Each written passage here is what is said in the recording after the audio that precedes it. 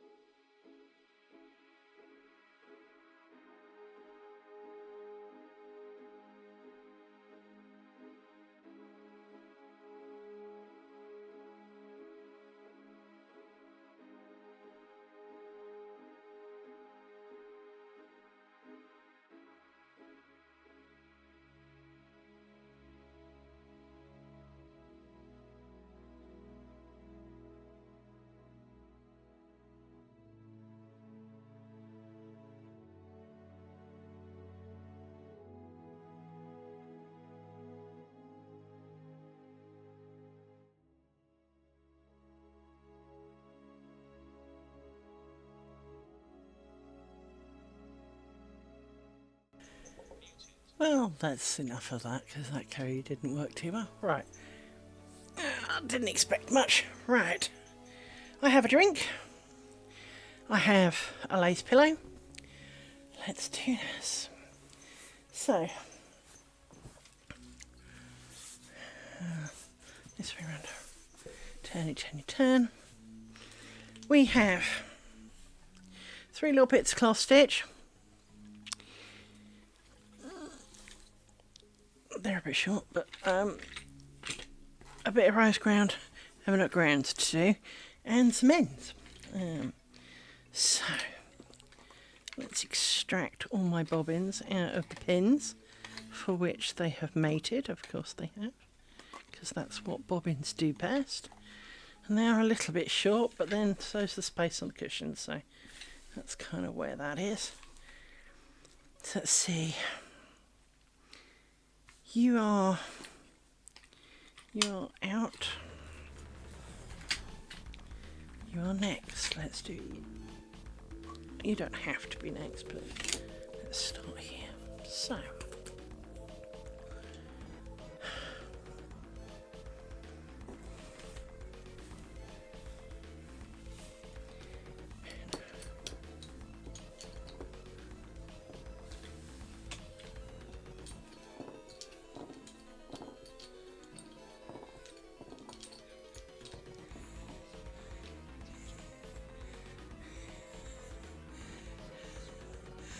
Hey you. I do talk a lot of rubbish. I do have to confess. I do talk one heck of a lot of crap. And well, as you may have seen from the YouTube videos, this is my 28th triangle, and they are identical. Frankly, they're a bit boring. So, it is not too surprising then that my mind wanders to other things, and generally we talk about frankly anything, because most of the people who watch what I do, not that there are many copious numbers of people, as I'm sure you've worked out, but the people who do come, I love them all dearly, but pretty much none of them have done lace making in their lives. And so it's not like we're going to discuss the pros and cons of should we twist and cross or cross and twist, and it's not a thing. And to be honest, I'm not sure I'd want to talk about that much. So I enjoy talking about other things with people, and I really enjoy having someone to talk to because, well, it makes it go just a little bit easier. Because streaming is not a natural thing for me. I am a extremely introverted person, and so to be honest, you know. But the main reason I'm doing this, and I know I've said this a few times before, is because I'm documenting what I'm doing, and I need to put that there, and then I need to sit further forward on the couch. I'm arguably not doing it for you. I'm doing it for me, and to be fair, I've always kind of had a problem with streamers who, whether they're YouTube, video makers or otherwise, who sit there and do the whole, woe is me, I've had to make 3 videos a week or the YouTube algorithm hates me, and it's my job and it's paying me a crap load of money, but I only have to do 3 days work a week.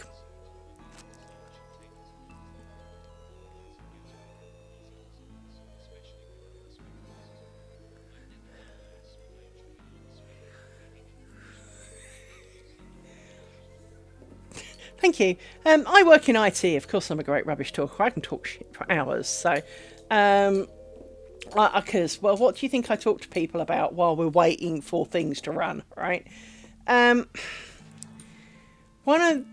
am with you is that if you design it in 2 minutes, you're going to be bored with it. You're going to hate it. Now, I also do spinning and weaving and knitting and crochet and, frankly, a whole myriad of other shit. So, from that point of view, it is very, very true. If it is too easy, I mean, lace making kind of shares with weaving that the prep work is rather laborious in that I have to design my thing, print my thing. Well, printing it doesn't take very long. Click, make sure printer's on, feed it a sheet of paper, out it comes. Not exactly hard. Laminating it, again, you've got to wait for it to warm up. Sit it in the sandwich, poke it through, out it comes. Not very hard.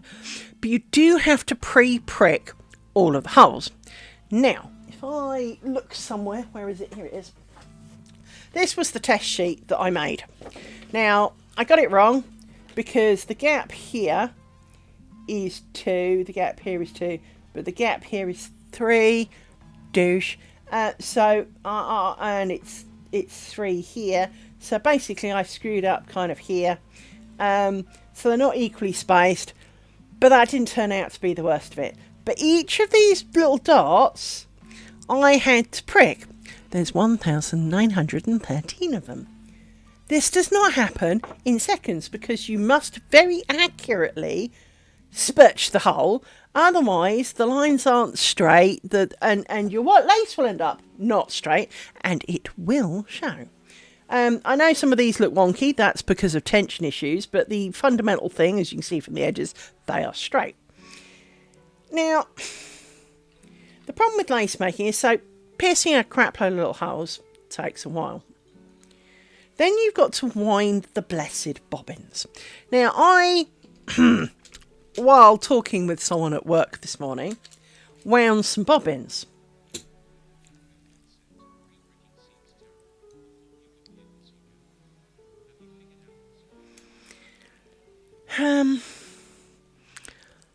I think I've sorted the spider problem, but until I try it, I won't know for sure. But I did wind some bobbins, and here are my newly wound bobbins without the silk on, so that I do not have to regret my life choices. So I have wound these bobbins. I haven't counted how many I've done. Hang on. Let's squish them a bit.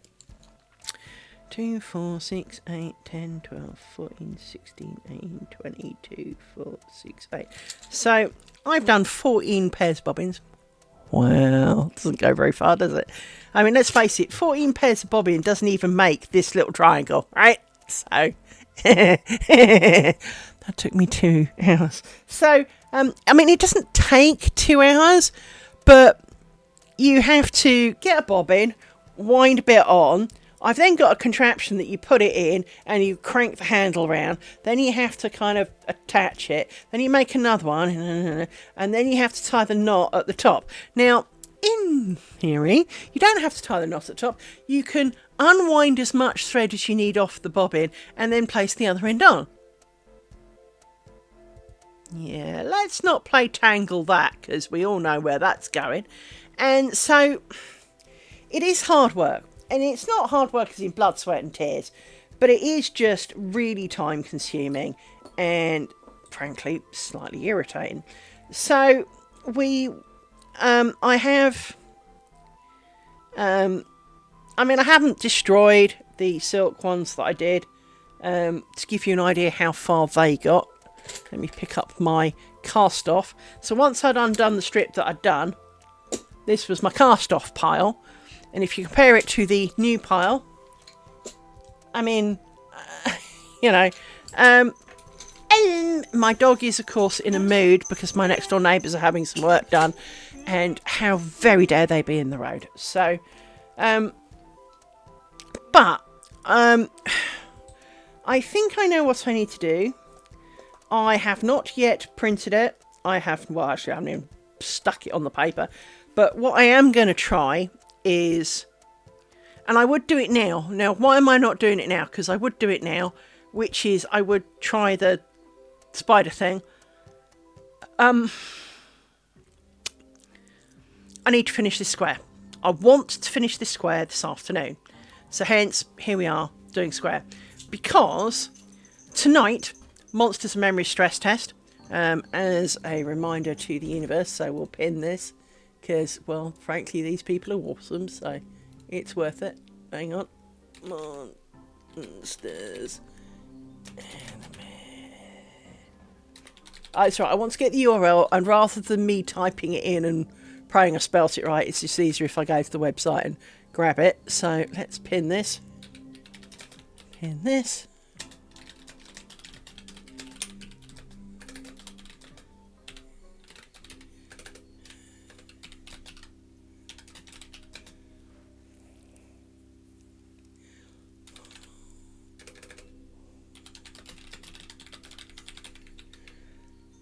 Let's put that. There you go. So there's a nice little reminder that that's happening. So while I am not directly affiliated with Monsters and Memories, if you've listened to many of the podcasts, I've talked about them. And one of the key things that I like about these people, 1, 2, 3. Why do I always do it in the half? Why do I never remember the... Right. That doesn't look right, because it's not. Did I get that wrong? How did I get that wrong? Because you should have gone over the first, under the second. So you go under the first. Nearly every game that pops up that could be interesting falls in usually into the following category. Here is a Kickstarter. Please support us. We want to make a game you'd like. And to start with, they show you, hey, we want to make this, we want to do all these great things. And you go, yeah, I really like that. And, I would really get into a game like that. Yeah, I'll give you some money.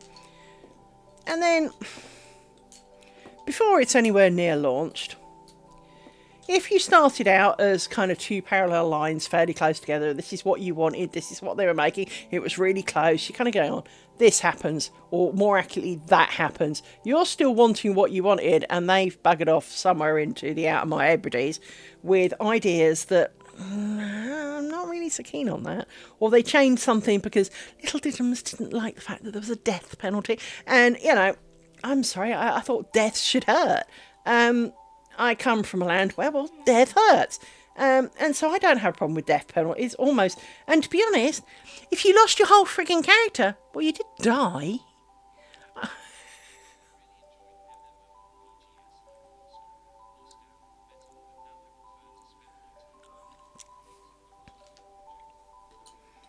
Well, it's not my project, but I very much am very supportive of them because, and this is the most crucial part, they do an awful lot of their work online, so you can watch it being made. They do not want your money. Now, it's not a case of you can pay, but you don't have to. You cannot pay them. And there's a team of like 20 of them working on this game in their spare time for free. Now, admittedly, it will not be free, once it's, if it makes it to its logical conclusion kind of thing, right? But all the gameplay that I've had out of it, and, there's been quite a few play tests and a few stress tests, and, I enjoy them all. Stress tests are not really play tests, and lots of people can't understand the difference. There is a huge radical difference. Stress tests, you are there to for them to test some code. You are not really there to achieve anything. Now, you do need to potentially go about your day as a game player doing things to stress the thing that they want. But if it crashes and burns and doesn't work, well, that's exactly what you're there for. So don't get all humpy because, the gameplay was not what you wanted. Well, it's also not even in early access yet. So literally everything can change. Down to the layout of the zones, the name of it, the name of the classes, all the spells. I mean, chances are they're not. A lot of it will not change horrendously. I mean, I don't expect they'll change class names or anything. But they could. They have every right to. It's a bit like if you've cast on 100 stitches. Is it a scarf? Is it a blanket? Is it a shawl? Well, at this time, maybe it's all of the above, right? You've got a bit before you have to make utter decisions, right? After all, the difference between a scarf and a shawl is really not a lot, except one's usually a bit wider. But I have never forgotten the day. I had a friend of mine ask me if I could make a scarf for his girlfriend, and I kind of went, I could. Why? What's she want on it? Oh, we want like the pagan setting sun thing, so the phases of the moon thing, right? I could probably do that. It wouldn't be a bit small. She wanted 3 meters long by 2 meters wide. It's not a freaking scarf. That's a banner. I did kind of say no to that one. That one was a bit much. Because in, double knitting sized... Well, it's longer than that, because even a queen size duvet is not 3 meters. I mean, it's like 2 and a bit, but... But this is the thing. For what I used to do, and for what they arguably wanted, it was going to be double knitting wool on like a 6mm crochet hook. That was almost the equivalent of like 2 single bed blankets. That's a lot for a scarf. I mean, how do you wear that as a scarf? I mean, I made a Doctor Who scarf, so I made a 18 and a bit foot long, which is 3 meters, let's face it. I made but of course it was this wide. Well, that was fair enough, because it was this wide, so you can wrap it around your neck 20 times. How are you going to map round your neck 2 meters that frankly is the size, as you say, if you scrunch it up, it's the same size as a duvet. This is not a scarf.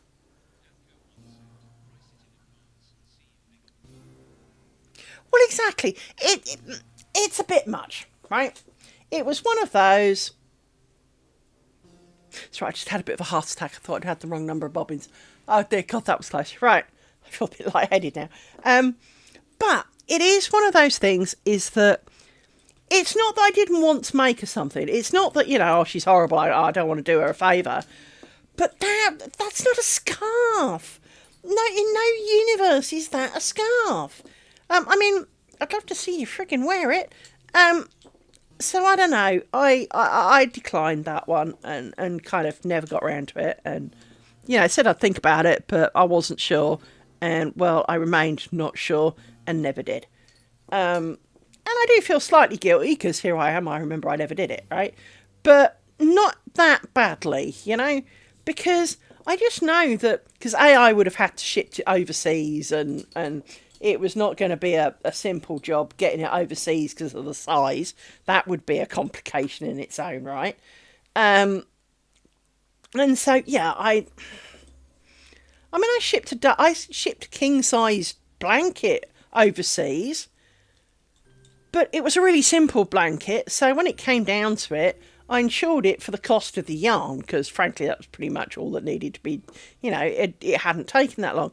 But because she wanted a complicated pattern on it, she wanted a... there was just that level of, it's not that I can't. It's a bit like, depending on which videos you've watched, I have, on many occasions, made a lot of moaning noises about bobbins and sheer quantity of bobbins. Now, currently, we're missing about 3 sticks worth of bobbins. And because we've sewed them off already at the end of this square. Now, I do have this kind of anxiety with bobbins because they do love to tangle. And, that's the wrong ones, dipshit. Let's go back and undo that. I mean, technically I could probably get away with it, but we're not going to because we want it all to be right where humanly possible. We want to do that, but then we need to put a pin in you. It's... If I had to do, instead of making the squares... Because part of a good reason of making squares is because kind of every week I get to the bottom of a triangle and I can go, I did that this week. And I can feel good about myself because I did that this week. Whereas if I had a, 45 centimetre plus wide piece of lace and 80 trillion bobbins, dear God, the bobbins. I mean, I could probably got enough bobbins. Well, I have enough bobbins. I just don't necessarily want to have enough bobbins, if that makes sense. No. Not you. You are done. So it is, but if I try to make it one piece, the anxiety of all those bobbins and the hours spent untangling bobbins, because, much like everything in life, if it can tangle, it will tangle. And you will hate on it for it. Well then, would I enjoy it? Because, yes, I might do 2 or 3 square inches of work. But when you've got a thing twice the size of this lace pillow and you've done kind of like, I don't know, the contents of this bigger square. Well, exactly, right? It is just enough to... So the idea of 20,000 bobbins just puts anxiety at me, because even with sticks, well, as you saw at the beginning, they were hooped round some of the pins, and no, I want to escape out of my little container so that I can mingle and freely with the world. Let's not. And so it is very easy for them to end up doing their thing and being in the way and generally being not a good plan, right? And so with all of these things, there sort of comes a time when you go, I'd really rather not. Now, it's not that technically you can't, because, well, you generally only ever work with 4 bobbins at a time, and 4 bobbins is really manageable. But it is the spares that are problematic, because they can kind of bingo, bingo, bingo, while you're not looking. I mean, they do it badly enough even when they're flat and out the way. So, 1, 2, 3. You are entirely done. So please bugger off a minute. You are to be coming in a minute. You need to do the cross, twist, cross thing.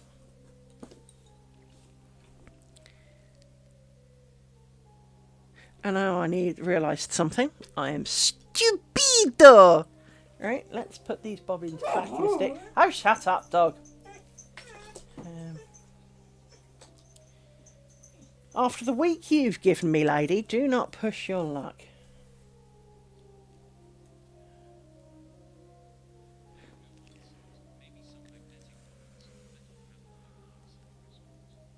You know what? I'd already thought of that. I wondered about getting a 3D printer. I don't currently have one. Printing kind of this shape bobbins, because I quite like this size and shape. But as you say, embedding little metal magnets, because I'm a big fan of magnets. Embedding little metal magnets. So if nothing else, you can pair the magnets together and they will stick together. And so you could have pairs of magnets that you know, do their thing.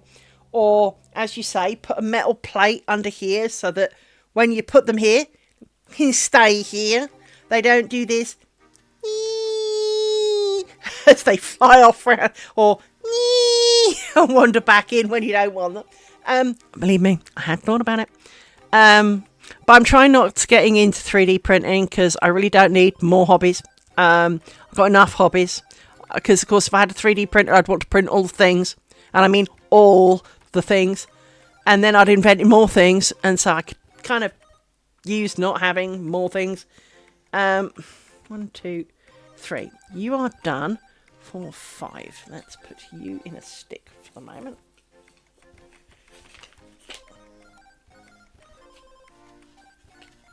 From this angle, putting them in sticks is harder because I'm not very good at it. Right, there we go. Let's put you in a stick to keep you safe. You can bugger off. You can go back in.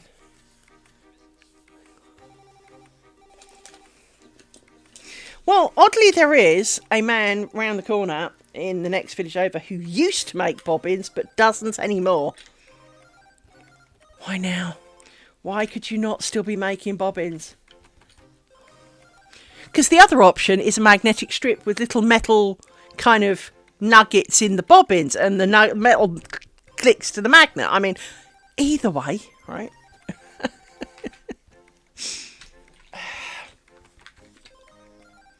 So, let's do this because you need to come out there because you are really one of those. We need you and you and you. Like that. Now, you are, hang on, 2, 3, 4, 5. I need another one. There we go. Right. Ooh, sharp pain in your finger. That was unpleasant. I assume my dogs are whining at the neighbours. Can't hear them.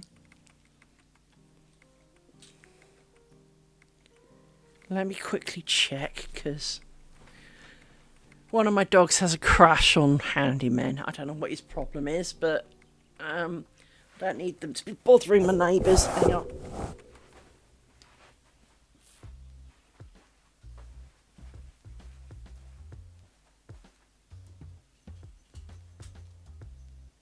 Really? Come on. Come on, Ronnie. Come on.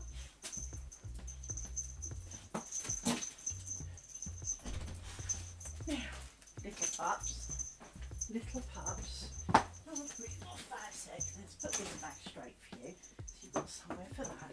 There you go. And that's where the other sock went. Where did that end up? Over there. I bet it had doggy help.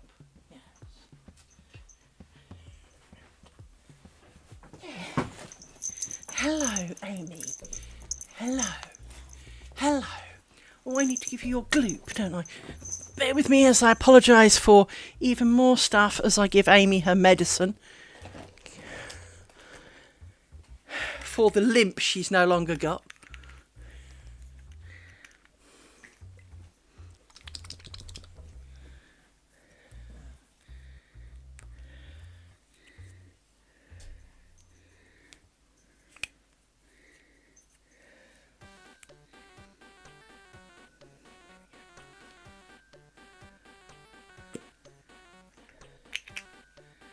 Come here, miss. Come on. Come here. It's a good girl. Yes, you are. There's a good girl.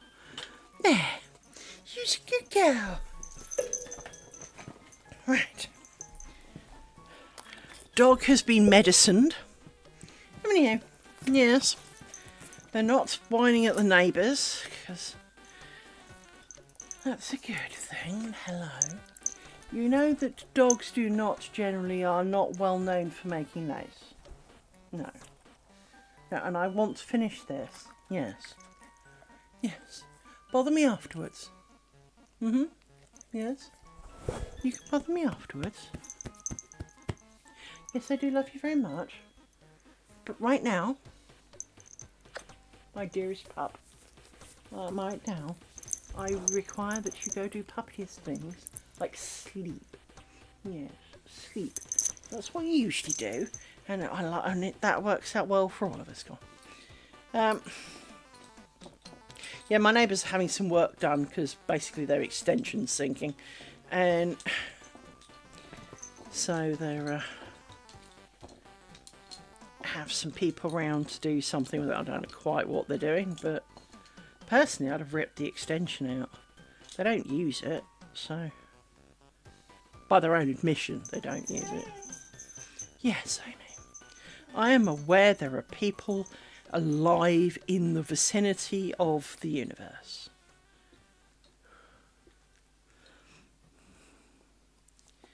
And occasionally you hear them even. Wow. Yes, I know.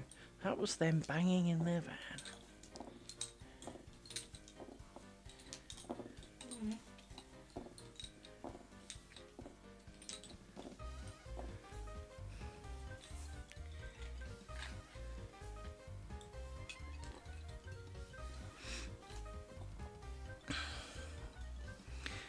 So yes, with the spiders and the whole strip thing, I have some decisions to make, and as you may know, I am not good at making decisions. I am wholly indecisive. But I also need to try a little bit before I commit. So, what I need to do is draw what I think it's going to be, prick what I think it's going to be, because it's because it's ad time, isn't it? It's a bit awkward. Oh, we'll wait for this conversation.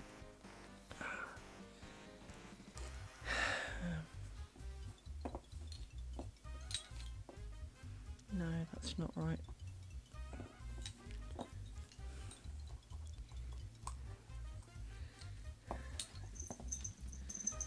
I forgot to add one. Whiniest fucking animal. Right.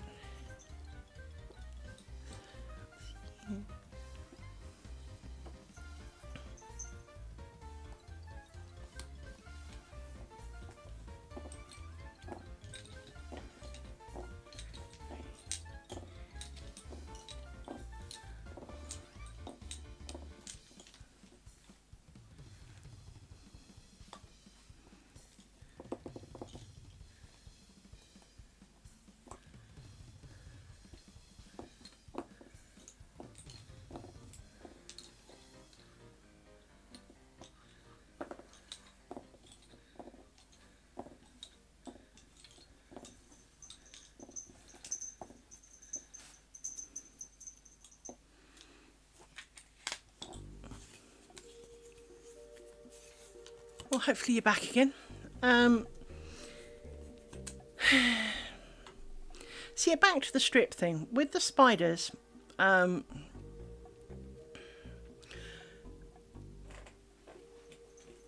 that was the dog bed. I thought it was his butt. I don't want spiders to be individuals. I need them to kind of blend a bit together. And on the original strip, the spiders that I had were quite close together, but while it looks like the path will make a wave shape, the actual truth is between each of those spiders is a line. And I think that will detract from the experience. And it will just look like a load of spiders next to each other. I believe they need to be closer. So I need to try it. And I've probably got enough bobbins to try it now. Because, of course, you need quite a few.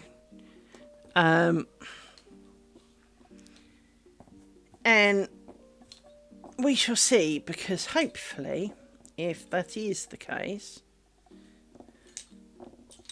then obviously, if I've got it right, I could arguably undo it. 1, 2, 3, 4, 5.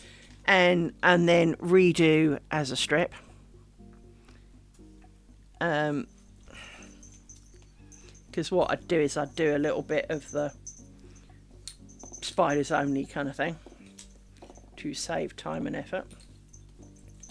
Because that was the problem with the strip, is even though I'd got all those bobbins in play and I'd done all of that, realistically, I hadn't even got anywhere near the spiders yet. Which again was part of the problem. I kind of envisaged, because like everything, when you're looking at an item, so like there's this ring on the square, right, where you've got the zigzag rings and inside the different stitches. You look at the ring, you don't look at the mesh around it, and you forget how much mesh there actually is. And the same was true with this, is I was looking at where the spider kind of diamond shapes were and thinking, yeah, great, that'll be awesome. 1, 2, 3, 4, 5.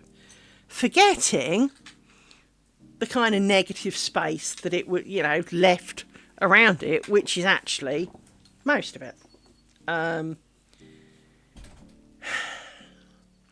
Hence, basically getting roughly halfway through winding bobbins and putting them on the strip, and still not even touching the very, very outmost line of where the spiders would be, even though I'd done a fair chunk. And like I said, it is kind of frustrating because these aren't going to be anything. And if I join them together, they're going to be joined bits of nothing. And it's going to take me weeks. And already my brain's kind of going, do I have to? I don't want to do an experiment to see if the experiment will look like what I wanted. Surely you just need the experiment to test the joins. The rest is for another day. Technically true. But if you're going to put that much effort into something, you kind of want it to be usable at the end. And you want it to look all right for something, even if you don't know what the something is yet. It's a bit like test swatches in knitting. In that the idea of the test swatch is really not ridiculously offensive. I mean, it's unpleasant, it's not what you want to be doing, but at the same time, it serves a good purpose. But at the same time, if it could be something, well, then you're more likely to make it. And doing a 4-inch... Well, if you could see the Monster Pile of Lace pattern books, you really would think the answer to that is yes. The bit that has been grinding my gears this week is that I saw on Facebook a post where this kind of waviness had occurred. That's right, I'm just adjusting the table because I realised the table was poking out the front. So if anything happened and there was a bit of weight on the back, it would just... and that would be the end of it.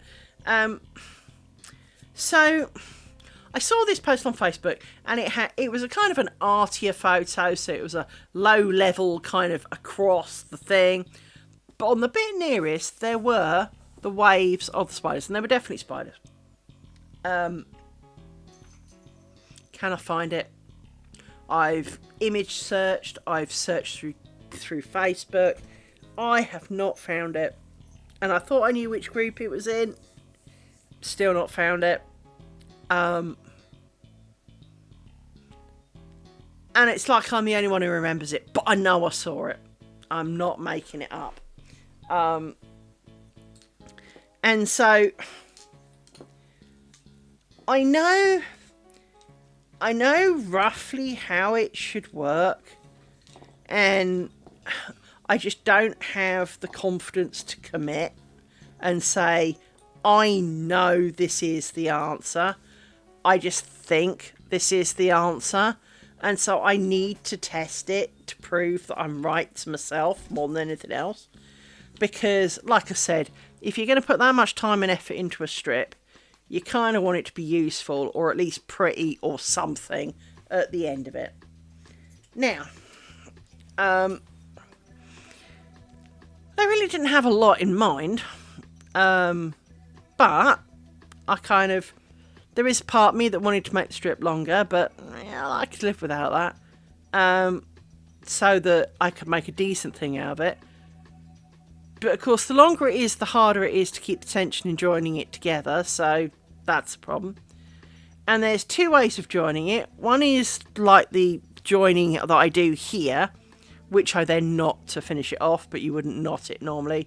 You just pull a loop of one of the pairs. So like this pair of bobbins, you'd say pull this up in a loop, so you go through the hole, you pull up a loop, and then you drop this through it, and effectively you've kind of knotted around the area. That makes a good join. Does make a very good join, and it makes quite an authentically good looking join. The other option is to finish them both and have them doing the whole kind of wavy thing and then sew them, and I've even got a vague picture of how that works. Not an actual picture off the internet. Not a mental picture, an actual picture. But again, until you've tried it and seen how it looks, maybe I'm a ham-fisted idiot who can't make that work. Because, well, that wouldn't be a first, would it? It is very complicated to... With lace making, because the tools that you get to design it are poor, and even if you design it on paper by hand, unless you've seen how that combination interacts in real life, you can only play guesstimations. And, well, sometimes you're wrong. And it doesn't work out the way your brain wanted. Now, so I am slightly frustrated in that I want to try it, but I also like the strip. One of the main things holding me back on making the strip was that, in essence, the strip is two triangles.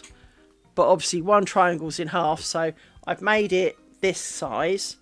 But then there's this bit of the strip and this bit of the triangle. So there's two triangles, but one of them's obviously in quarters. So it's going to take 2 weeks per strip. Well, that's kind of a lot for an experiment, especially when you need a number of strips. It's kind of a lot of work, and especially on something that you've arguably no use for. And, you know, it is bothering me slightly that I can't, you know, even if it goes a bit quicker because it's in a straight line and not triangles, and you're not constantly adding some and taking some away, and it still bothers me that I would spend 2 weeks per strip, then I've got to try a joining technique on it. You know?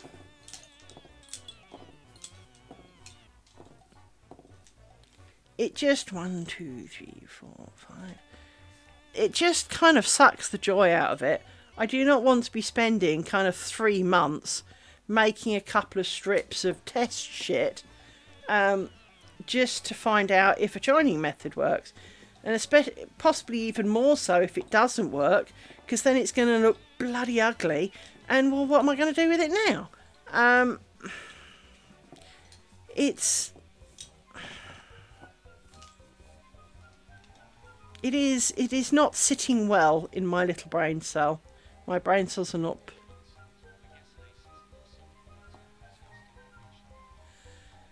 Oh, honey, I am so not patient.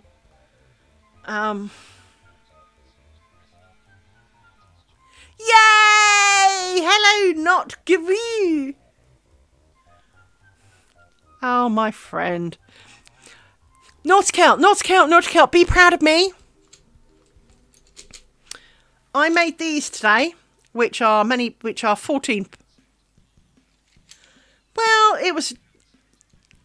I had a crappy day at work, right? But I have 14 pairs of bobbins. I have. Actually, it might be more than that. Hang on. I know I counted it, but 2, 1, 2. Let's count them in pairs. 3, 4, 5, 6, 7, 8, 9, 10, 11, 12, 13, 14. No, it is 14 pairs. Just checking, because my brain suddenly winked out on me there. I wound 14 new pairs of bobbins that are not silk. Hurrah. And knotted them.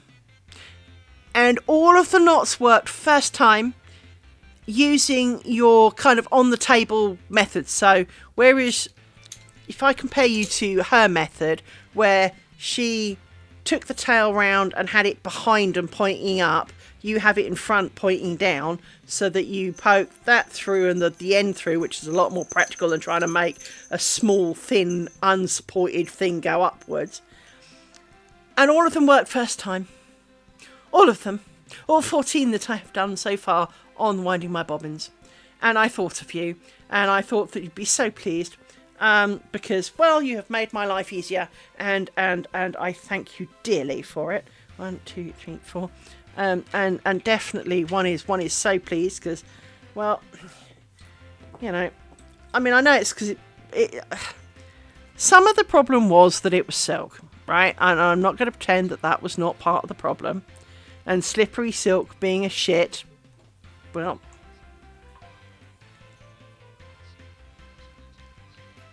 you could always have asked for it. I'd have found it again. But in essence, the main difference between yours and hers, she says looking for cables. I don't have. Oh, I have that. What are you attached to? No, you're attached. Yours definitely worked, and let's be honest, that's what a girl needs in life. This will do. So on hers, you wrapped it round and underneath like this. And so, I know you can't see very well, but that's underneath. You then pushed the loop up through here, and then you had to try and get, and so that it was sticking up. Where's a stick? So you had a loop coming up like this, and then you had to try and get this to come through here so that you could pull it and make the knot, which 90% of the time did, but because you're dealing with twisty, curly, annoying pieces of shit, very thin cotton, your method where you have it on top and facing down, so this is on top now, and you poke this through here, well, you can now catch that and just pull. That's so much fucking easier. And it's the same theory. But, and you will be pleased, one knot did look like it was going wonky. It had done the slip over the end thing and was turning into a overhand knot round the other one. And I rescued it because you'd explained how to rescue it, and I could rescue it, and I did rescue it. So, yay you! I understood. I followed. I have gained. So that was very pleasing. It was pleasing that I have done all of those. Just don't tell our first liner that. No, because we want more knots now. No, we will want further and future knots. There will be other knots that we will ask about, I'm sure. But I'm pretty sure that the guy whose shit I was fixing, well, actually I fixed a couple of people's shit this morning. But one of the guys I was talking to, who I don't think he dislikes me, but he certainly doesn't like me either.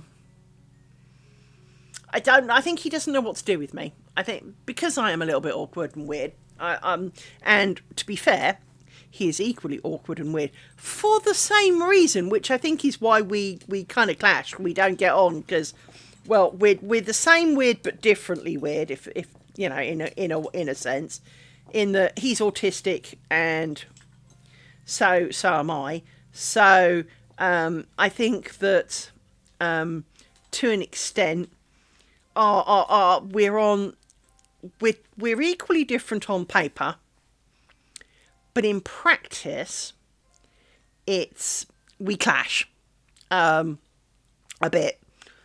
In that we both understand that the other one is kind of similar issues, but how their issues work is so completely opposite to ours. It's really weird because obviously normally you would expect to have things in common.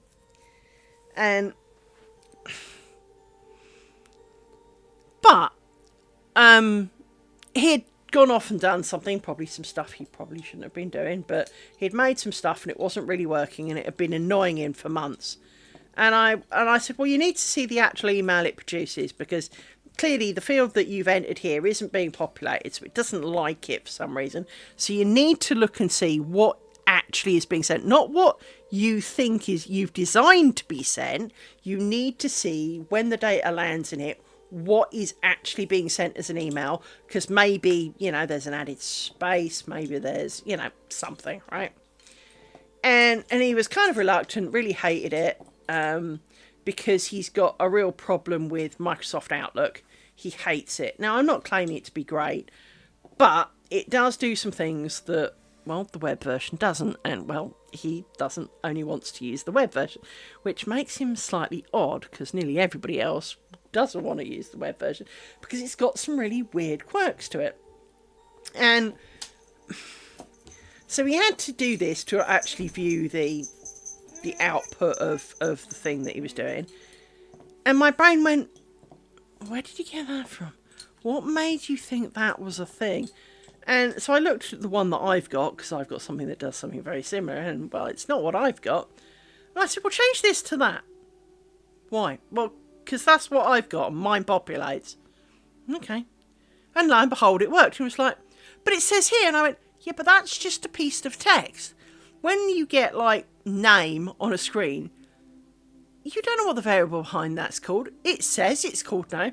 What if it's not? What if the, programmer didn't call it name? They called it, I don't know.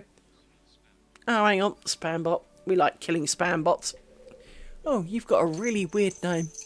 Hello, spam bot. I hope you enjoy your very short life. Shut up, dog. Because I will sell you for money at this rate. Little Miss Drama Queen. Needless to say, Miss Drama Queen is not limping today. And then we need you.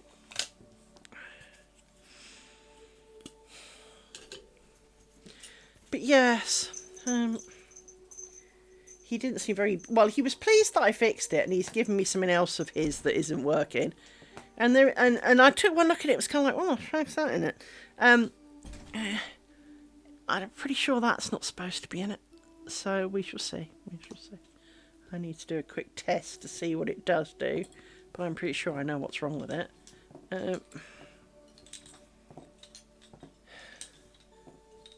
But yeah, he kind of avoided me for months. Because when he first joined, he kept asking me loads of questions on how do I do this? How does this work? What can I do with this? And I think he kind of didn't like to keep asking. Oh, honey, it's not your dog. You can't see. It's fine. Well, as you know, she was milking it anyway. So the chances... She's going to forget to limp at some point. But it kind of proves my point. I did give her dose of shit yesterday. I've given her a dose of shit today. I may not do it tomorrow because I don't believe people... I mean, I have asthma medication. Can't remember last time I took it though. Now, occasionally you will hear me breathe rather labouredly on stream. Sometimes you might even hear me wheeze. Still not going to take my shit though. And I know when I need to take it, and until then, it can wait. I need to be careful with my little boy dog, Rory, because, as I said, he's got a real thing for handymen. And I don't need him scratching out the shit out of next door's fence, or trying to break through next door's fence. But I don't think he's actually mauling the fence. I can't hear him.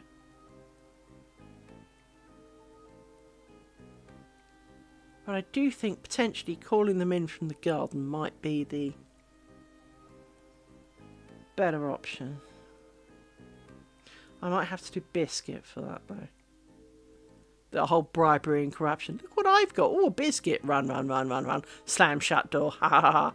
You know, kind of moment. Yeah, let me do that. 2 seconds. What did I drop? Oh, that's right. Come on.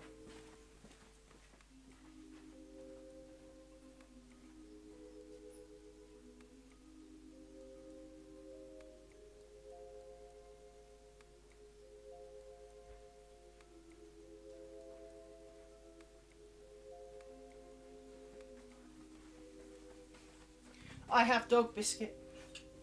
Hang on.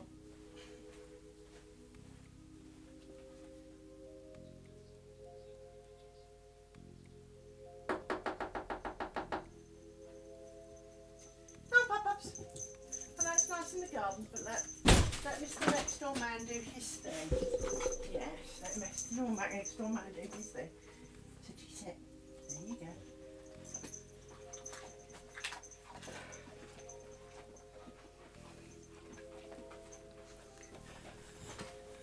What a nice sub-fairy there is. Right. We're now eating biscuits and not noticed that I've shut the back door. We will probably want to go out and whine. But while they were sitting in the garden and not being dicks as they usually do, but I just don't need it, you know. I think it's because they can't see them. Half the problem is usually when they can see them.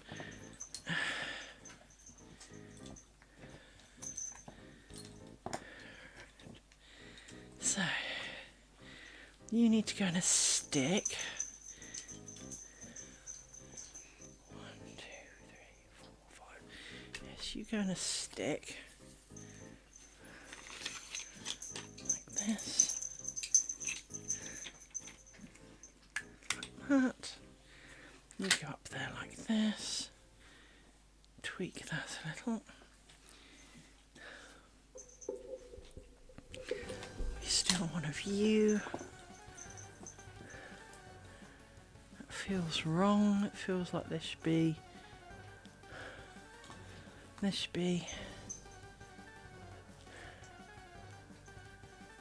less of you than this. I thought we had. Yes, somewhere it's not right. And I see it, she says, sticking her head in. I see it. I see my mistake, or at least one half of the mistake, for there must be 2 mistakes. For me to have the right number of bobbins, but for me to not have loaded a bobbin, it means I didn't throw out a bobbin somewhere else. So somewhere here, I did not throw out a bobbin. So let's scoot over. So let's undo this. It is so easily done to forget to do this. And you are well too short if that's as far as you can go. But that's the way it is. Right.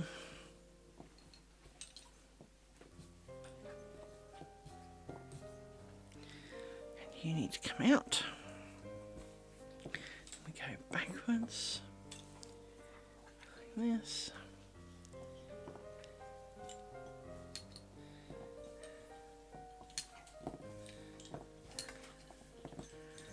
Dear goodness, dogs, could you really not make any more noise while you eat? You really, really do make a lot of noise.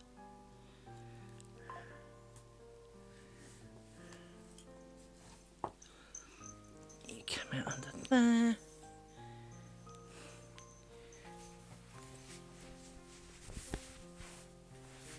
Must be warm out.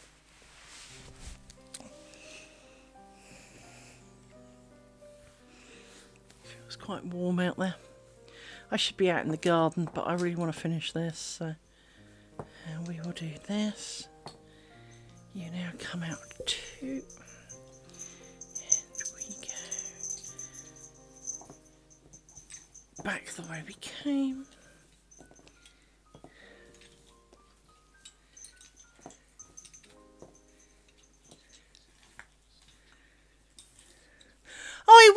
I will, but like everything, having found a variant on a very simple, practical answer that is working, you know, and given that, you know, I was kind of, well, supposed to be working when I did it, sticking with I did try the double sheet bend last night and had obviously joy with that. But if the normal sheet bend works, well, you know, let's not rock the boat too hard. You know.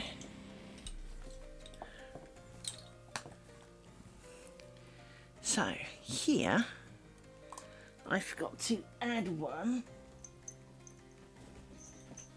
And you are the one that I thought to throw out. So this is an easy fix. It's a 1 pin here change. Because now I don't have enough. Now I do.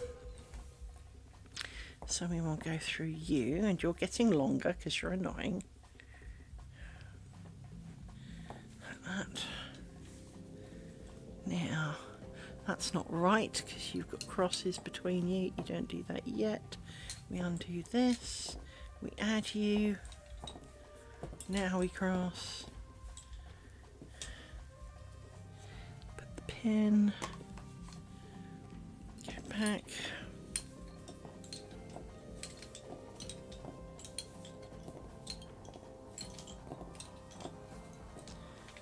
put a pin,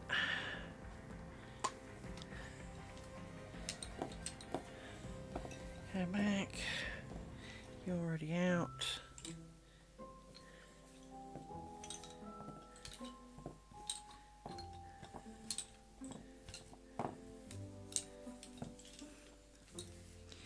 You then go in a stick.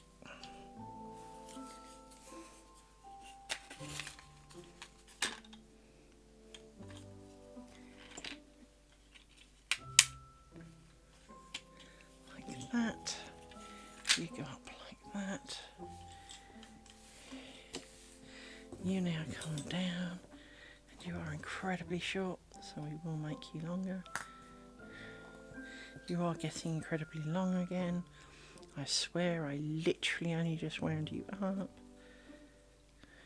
And we will cross you. And we'll grab one of our mystery pins.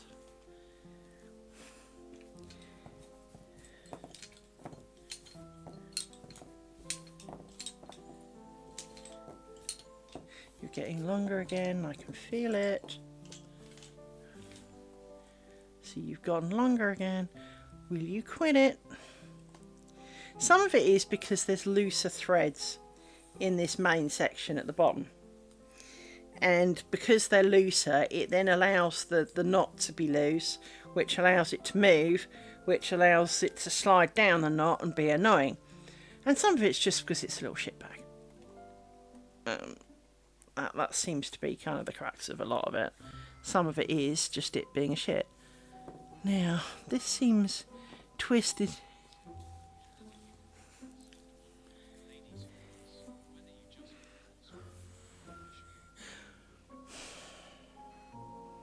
All of the above. No, I'm definitely the moody fisherman. The words that come out my face are not oh, that's annoying. No. I'm definitely the moody fisherman. I mean, one of the things that doesn't go very well on social media is we've all had a crafting project that you were really, really into, or at least at the beginning you were really, really into. You were really stoked. You're really pumped to make it. You thought it was going to look fabulous. Yeah, it was everything you ever wanted. And then it started getting crappy with you. Then things were not going to plan. And I know it didn't look like what it was supposed to. The thread, in knitting, the colour of the, if you've got a multicoloured yarn, the colour was pulling crappy. The colours no longer looked pretty next to each other because of the amount of each colour just made it look mucky and horrible. Whatever it is, right? Insert whatever it is that's pissing it off. And there are times you just want to take it out the bottom of the garden and burn it. Whatever it is, no matter how much it costs you, no matter how much time and effort you've put into this thing, all you want to do is rip it out right here, right now, go down the end of the garden, set light to it, right? Apparently this is frowned upon because, well, you're not allowed to threaten to set light to things. Well, it's my thing! I'm not talking of people and animals and other people's properties or any of the sort. I am talking of the thing that it's a bit like I once got told off by the company HR department for saying my own handwriting looked shit. Oh, but people could have heard it and thought that it was derogatory. Yeah, about me! It's not like I was saying somebody's handwriting. It was my own. If I'd said yours, the boss's, that's a whole different matter. I was referring to my own. Now, I will tell you here and now, I am fat. I'm not going to pretend that I'm not. But I can't say that, because someone might be offended. But it's true. I can hardly pretend I'm skinny. I mean, if you can see me, I'm not skinny. This is not a skinny person sitting before you. And you're kind of going... It'd be a bit like me saying, well, I'm a girl. Oh, you can't say that. Well, I can. I can say I'm a girl because I am. It's just,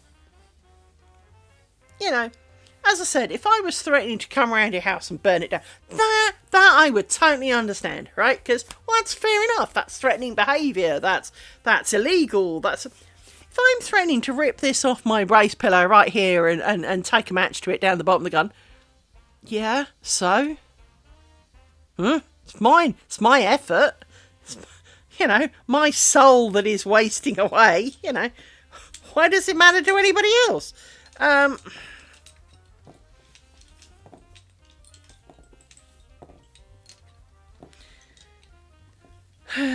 2, 3, 4, 5. Yeah, so, but apparently saying things like, I want to take it out, I'm going to give up on it and burn it, is really offensive. And as I said, I understand it if, for example, you were showing me some prize effort of yours and I kind of said it about yours, well, that's really unfair. It's really judgmental because, I can't say how much effort you put into it or not.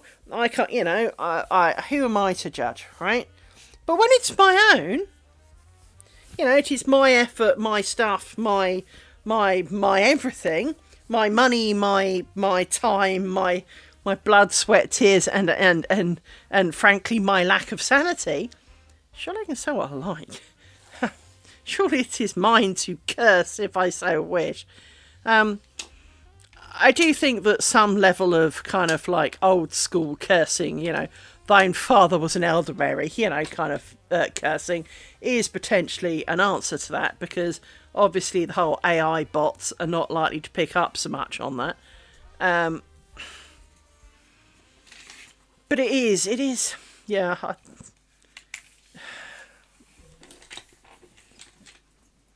Right, so let's try this again. Now we're back to here, and you need to stop mating with the pins, thank you. And you need to go around here, because we don't need you yet.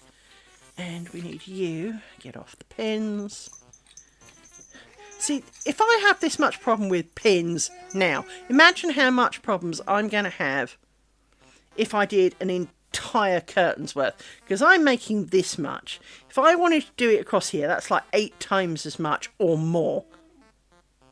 That's like 800 bobbins. The word off is involved in that statement, you know? So let's pick you two. And I need you. It's got a horrible feeling. I did, didn't I? I did the dance with you two, and it wasn't you two that needed it. No. So let's undo this. Right,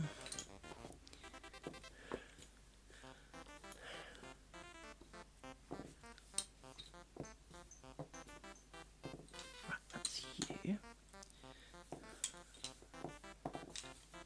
Like that. You can go over there for a minute. You come over here. So yes, Nautica, I will try more of the variations of the knots, but to be honest, if the knot I've got is sufficient, but you've given me a great way of making sure that it happens basically without fail, and should it try to be a dick, how to rescue it, perhaps my need is met. Now, obviously, as you say, there are alternatives, and learning the alternatives is not a bad thing, because, well, you know, choices, understanding. Shut up, dog. You're not helping. And... Jesus Christ, dog. Dear God. Dear heavens and saints preserve me, for I will kebab these two by the end of the day.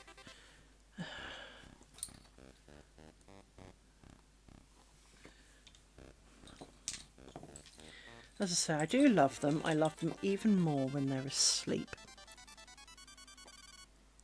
I don't know what those guys are doing. I know they're dealing with the subsidence underneath next door's extension. But all I'm hearing is tree grinding, like wood grinding. Constantly. Which is kind of why they're getting worked up about it. Because they're kind of going, oh, but they're out the front grinding wood. Yeah, what? Wow. Must be bad he's joining in. That was a Rory grumble if you heard it. For Mr. Rory Paws does not make sounds usually. He's usually a good, quiet little puppy dog.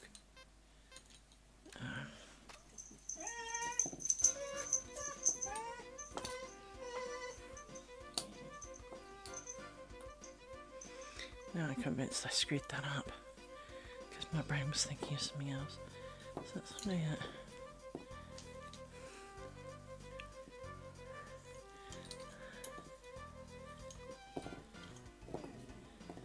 So. Are you twisted, crossed? You're crossed already. You're crossed already.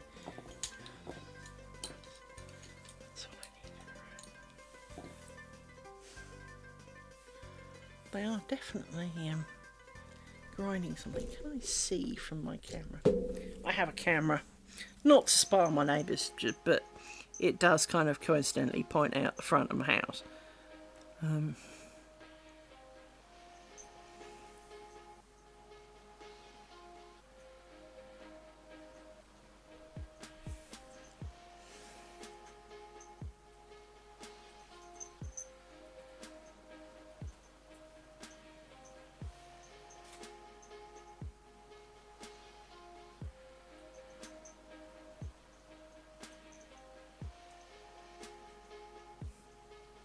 Have you ever noticed you click on things on the internet these days and they take bloody hours?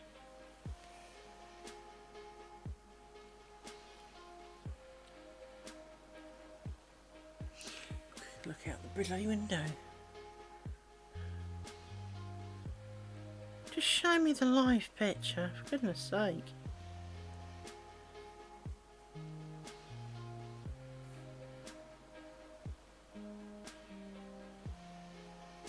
Oh, they pulled forward so it's a lot more nearer my house. Whatever. Right. Shut up. Shut up. Shut up. I know, Amy. I do. Yes. I am aware of them. For she wrote to me and told me I parked on your driveway. I hope you don't mind. And I wrote back, of course I don't mind. I keep telling you to park on it. So I know they're out there. And she told me what they were doing and everything. And checked on you. Yes, she did. Well, she's nice. I do have lovely neighbours. I really do. I do have great neighbours.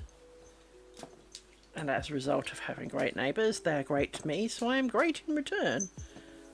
So when they need an extra parking space or, you know, they are free to park on my driveway, for I have no need for two.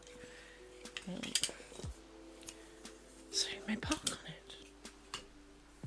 And you don't need to ask me, you can just park on it. For the chance of me needing it is so remote that you can just park on it.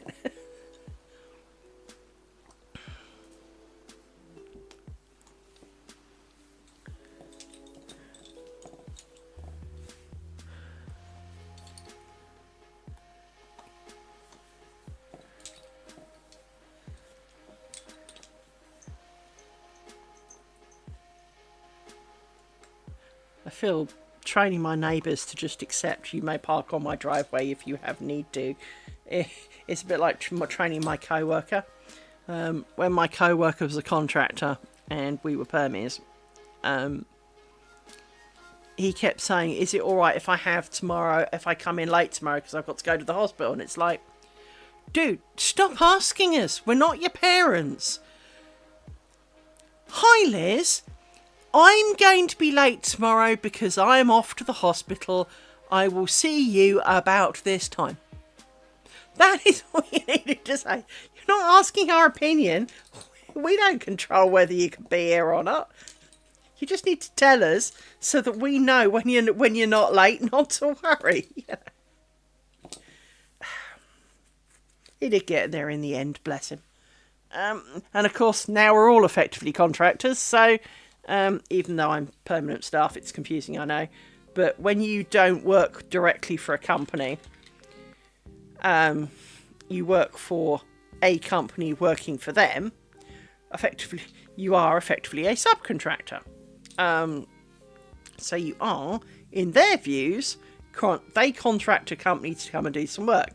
Whether you are a contractor or permie is irrelevant, and I did fuck up. No, I didn't. Thank God. I really thought I'd fucked up for a minute then. What it is there's this loop here, which is one of these, confusing me. Right. Because that needs to come out of there, and it just looks a little bit weird. But effectively, you become a contractor because you are contracted staff. You are not part of their permanent staff. And so we are now on more equal footings, even though he's a contractor and I'm still not. But we are both, to the client, contract.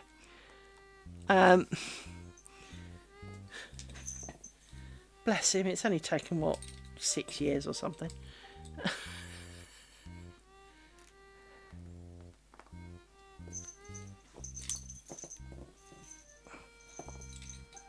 Yes, this pair is incredibly long and it's very annoying.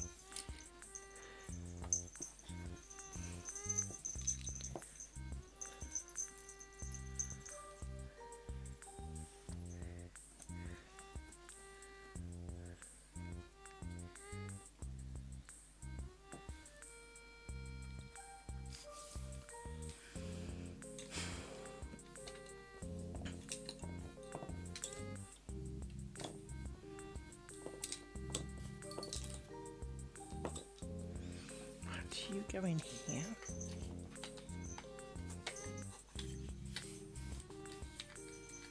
To be sewed off in a minute.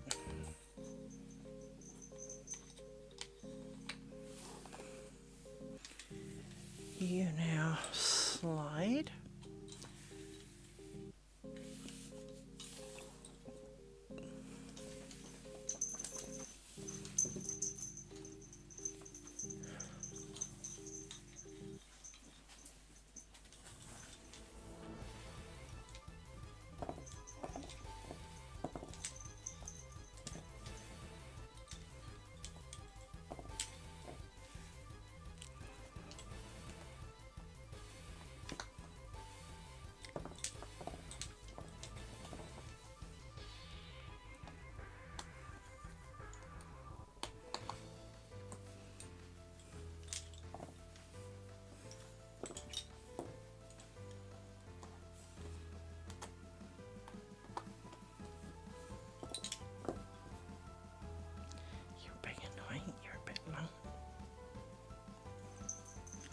Sure.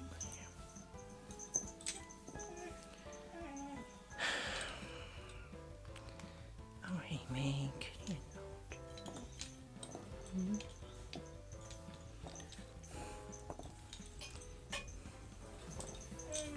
It is not as bad as you think, dog. It really isn't. It's not. You know that, right? It's really not as bad as you think, my dear friend. No, don't nose butt my face and stand up. No, that's not for standing on. Oh, eep.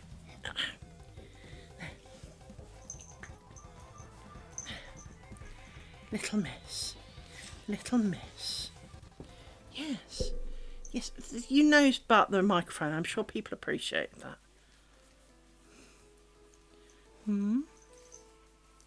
Hey. Oh. If you want a hug, sit still. I can't hug a squirming thing. No. Squirmies are awkward to hug. They are. Let's see if I can find you one of your good bits. There you go. Oh, good bit. Scritchy, scritchy, scritchy. Now, you are a good girl. Sometimes. Yes. Yes, you're not. Yes, you are. Thank you for headbutting me. I feel better for that. This is not helping me do my lace making, though. I have talked to you about this. Okay, I have. We've talked about this.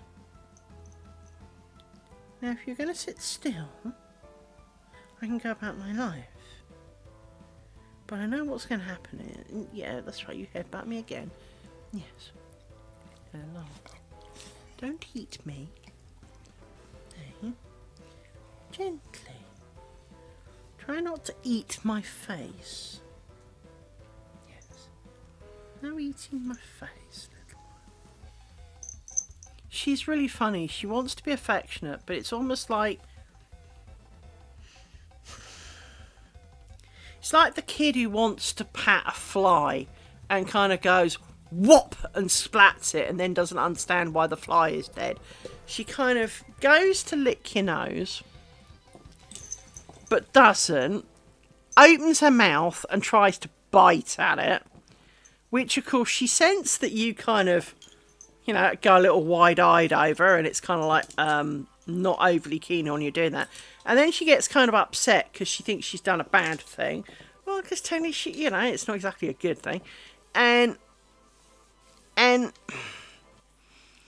she doesn't seem to get that opening your big fat chops and trying to bite someone's face off. I mean, she's not trying to bite your face off, but... Oh, I see what's wrong with it. Now I see what's wrong with it. Okay. Undo that. Undo this. For I am douche. That is what's wrong with this. So, undo this. For this pin actually goes there. Like that.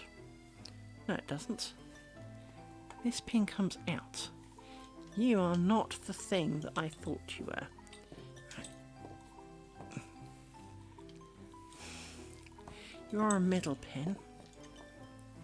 Right. You then go over here, which gives you a pin. thought it looked wonky. I didn't realise it was this wonky. Okay. Whatever. So yes, she likes to be trying to be affectionate because she is. She's a good girl. But when she goes to lick your nose, she kind of then gets excited and tries to bite it. Not hard, but she kind of opens her teeth and there are teeth involved. It doesn't actually hurt, but it's still kind of a bit alarming to see a big set of teeth coming up at your eyeballs, you know, because obviously your nose is not far away.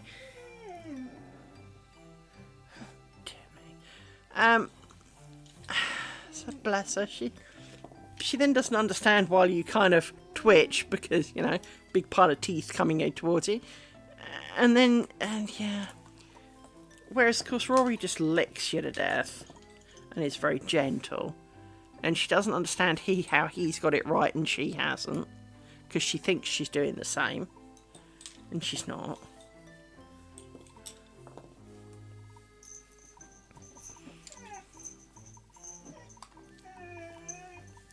But it definitely is very much like but my big brother does it, why can't I? Well, because you're not actually doing the same thing. It'd be like someone making, you know, making icing sugar out of salt. You know, you're not actually doing the same thing here. Doesn't work out the same.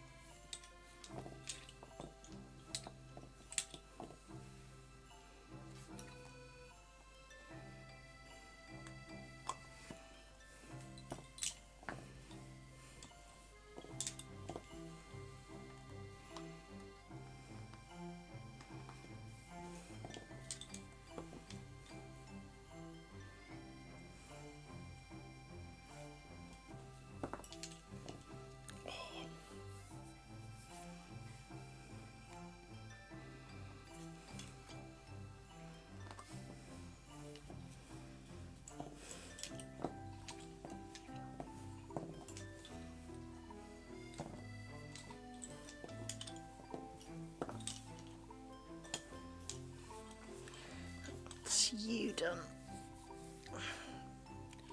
Let's put you in a stick so that you look out the way and I'm not tempted to try and use you in a hurry. Now, scoot you round. Yes. Scoot. Scoot. Need you and 4 of you. Please, thank you.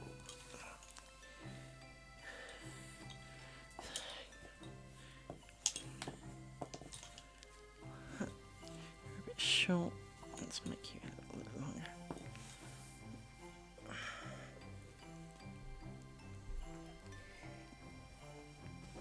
Come on, Rory, there's room for you. No. Right, screw you, he says. What's the matter? What's the matter, little man? Is your sister getting attention? Is that so insulting? Is it? Yes. Oh no, oh no.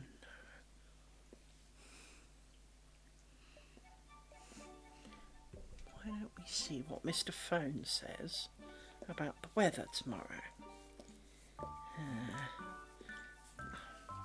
Don't lick my hand when I'm trying to click things. It means I click on all the wrong things. So, today is definitely warmer than it will be tomorrow, but tomorrow is still going to be fairly warm.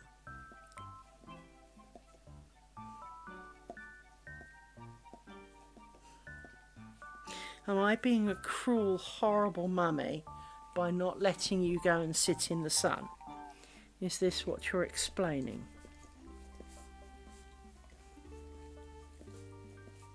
You do know I'm not a popsicle, right?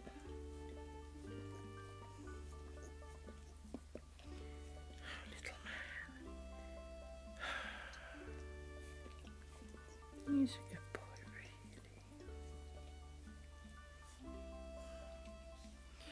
Apparently I need a wash. Bear with me. What? Do you need to sit in the warms? I think that's not it. What's the matter? What's the matter, Mr. Claus? Jesus Christ, these are talents. If I got the chippers, you would flee, bite me and growl, wouldn't you? Yes. But those are those are talons, my young man. Yes, they are. And they're a bit long, really. They are. They can't be comfortable, but you won't let me cut them. And you won't let me file them. Now, your sister lets me cut them. Hers, anyway. Come on, Roy. Oh, come here. Come here. No, if you're not going to come here, sod off. Those are your choices. Because I definitely want to get on with this.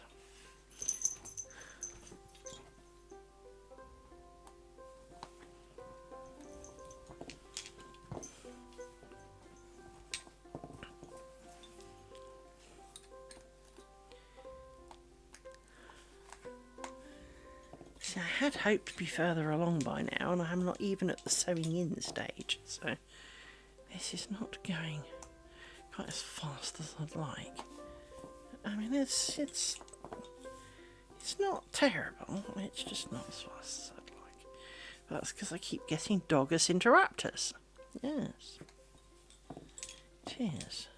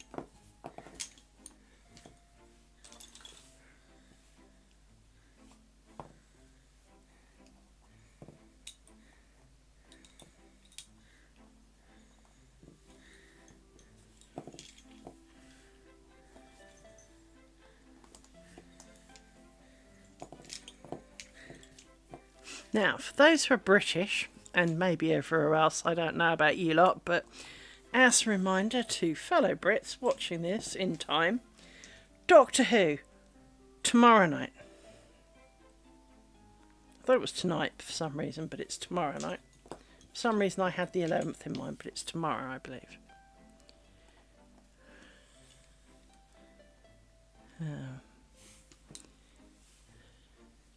This is not right.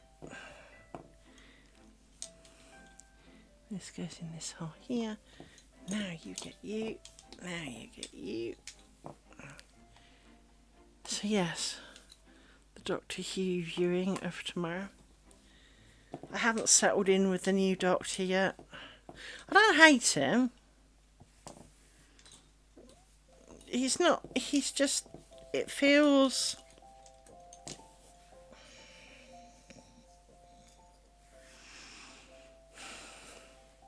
For a man who's supposed to be nearly 1,000 years old, he's suddenly kind of got a little bit modern. And feels a bit weird. And the companion, Ruby, although, quote, she never left, well, he's got a new companion, so didn't she kind of leave then? I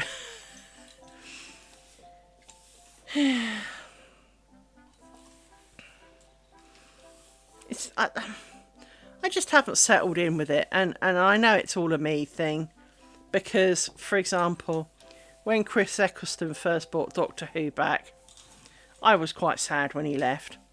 And I will say that my first views of David Tennant, it took me most of the first series of David Tennant for me to kind of go, okay, I don't hate him. Until now, I would have kind of erred on that side because, well, you've replaced a character that I had liked with someone that I didn't really know, because I hadn't really seen him playing anything. And it's not that his acting wasn't any good. It was never about his acting. It was just more about the fact that he wasn't Chris Eccleston anymore. My brain didn't want it not to be Chris Eccleston anymore, so he didn't... I'm sorry, but it's not that one. It can't be that one. Now I watch them, and I really like the early David Tennant ones. I don't hate them or like them any more than any of the others. But I look back on them now and, it's kind of like, I wonder what I hated about them. And the answer was, of course, is I didn't hate them. I just didn't like the fact that it wasn't Chris Eccleston. And, knowing that David Tennant played a phenomenal Doctor, I instantly now see him as Doctor Who, and I'm pleased for this, right? But for some reason, I haven't taken to Shooty particularly yet.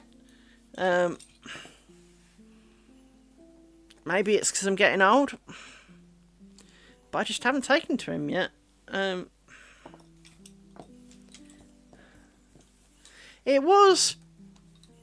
definitely like his Doctor more than I did Jodie Whittaker's. I never overly got on well with Jodie Whittaker's.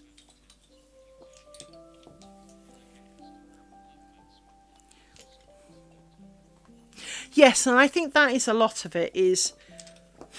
I'm not going to say anyone can be the Doctor, because I don't know if that's really true. But if you've got the right stories and they're done really well, there are a lot of things that you can kind of overlook, for want of a better word. Now, it shouldn't matter, but for some reason, to me at least, it does. The companions matter to me. Not as people, I really don't care about them as people, but how they are in the story. And I think part of the reason that I had problems with the Shooty Capture... okay. I think part of the problem I have with the last series of Shooty Cutter Iries, first one, was that Ruby Tuesday, or whatever her name was, Sunday, whatever it was, I think it was Tuesday, Ruby Tuesday, but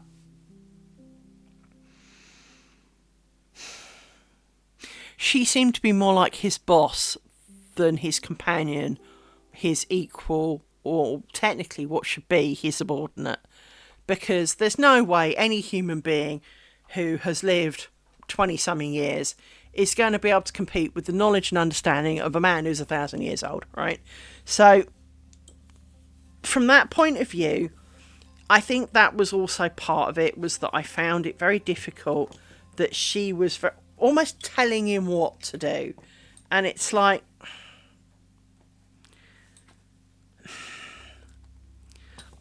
there have been doctors who would not put up with that. Now, obviously, in a PC world, you can't be seen to be saying to a woman, I'm not going to do that because you're a woman. But there were certainly, if you think of the Patrick Troughton and kind of era, that was actually quite normal. You're a girl, you can't possibly be doing that kind of thing, right? And I don't think we should be heading back to that because, we as a society have moved on, and so it would be poorly received as a story if we were trying to bring that back. But having a human being in the TARDIS who tells the Doctor what to do just rubs a bit. Now, Clara did kind of tell the Doctor what to do, but it was much more of the, am I being rude again? Yes, you are, right?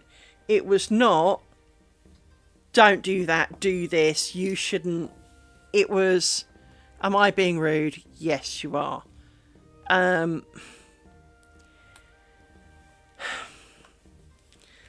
Part of me liked Peter Capaldi, part of me didn't. But the stories weren't always as good. Some of them were. But a lot of the Jodie Whittaker stories were terrible. And just didn't work for me. And her calling everything a fam didn't work for me. And the set of companions that went along, the entourage of fam, just wound me up. They were a strange bunch. Now, they got better towards the end. Well, it didn't take much. Frankly, not being better would have been difficult. But some of her earlier ones were really quite shocking. But like Nautica said, is a lot of it was the story. It wasn't her playing of the Doctor that was shocking. It was just the story. The story, the situation, the reactions that they were told to have. Because obviously, with all due respect, she is not the Doctor, nor is David Tennant, nor is Chris Eccleston. They are actors, they are playing a part. But I found Chris Eccleston a brilliant Doctor. He had a level of awkwardness that comes with being on your own. Hello. He remembered things, forgot things that he knew he knew, but couldn't remember them, like how to dance. The whole aspect, the fact that when we met Captain Jack, who was a bit of a laugh, all of that, all of the stories that he had, there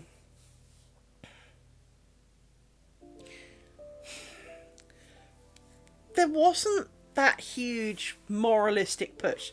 There was a hint of moralistic push. Of course there was. Every Doctor Who episode has a moralistic push to it. But it wasn't an in-your-face moralistic push. Whereas, for example, again, it's not really a reflection on the Doctor itself. And so, but, one of the very first episodes, I think like the second or third one, it was noticeable that Jodie Foster's Doctor initially never left the planet. It was always a story based on Earth. And that's not necessarily a problem. But, we're going to learn about Rosa Parks today. It was like school. Today, children, we're going to learn about Rosa Parks. Whereas if you consider how in times of yore they met, Queen Elizabeth, they met Enid Blyton, they met Agatha Christie, they met or talked of having met famous people, but it was often incidental as part of the story. They were there and they were part of the story that was going to be told, But it wasn't like today, children, we're going to learn about this. It was, oh, look, we've arrived somewhere. Hey, aren't you, Charles Dickens. Hey, aren't you famous? The Charles Dickens one is a really good example of that. Yes, they met Charles Dickens. Yes, they met Shakespeare. And yes, they were primary major characters of the episode. It wasn't like they walked past and went, "Here, you look like..." No, it was, full on major part of the story. But the story wasn't, we're going to learn lots of factual things about Shakespeare. It was, this dude is Shakespeare, and, there are hints of, obviously a play, but they used a play that never happened. Or Charles Dickens, who, obviously he never really wrote about the blue elementals, right? So, it was factual, but it was not, children, let's sit down for a history lesson. Whereas a lot of the early Jodie Foster ones, not Foster, obviously, Jodie Whittaker ones, felt very much like, listen and learn at school. And well, I'm an adult. I don't need listen and learn. I'm watching Doctor Who. He's a fictitious character who flies around in a little blue box and basically ends up in the middle of freaking nowhere and never where he plans. Has a bit of an adventure, and this series episode is over. And 9 times out of 10, we never speak of it again. And so can we not be pretending that, we're going to go and visit this person in history? Because why would you do... he never did that. He never sat out to go and meet someone in history. It was always a random time. It was always, that kind of moment. So, I think that was part of my problem, as well as the whole almost PC too far at the beginning of Jodie Whittaker's reign as the Doctor. Now,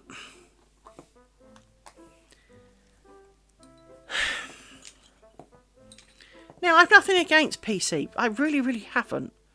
But, if, for example, I was going to have a surrogate mother, right?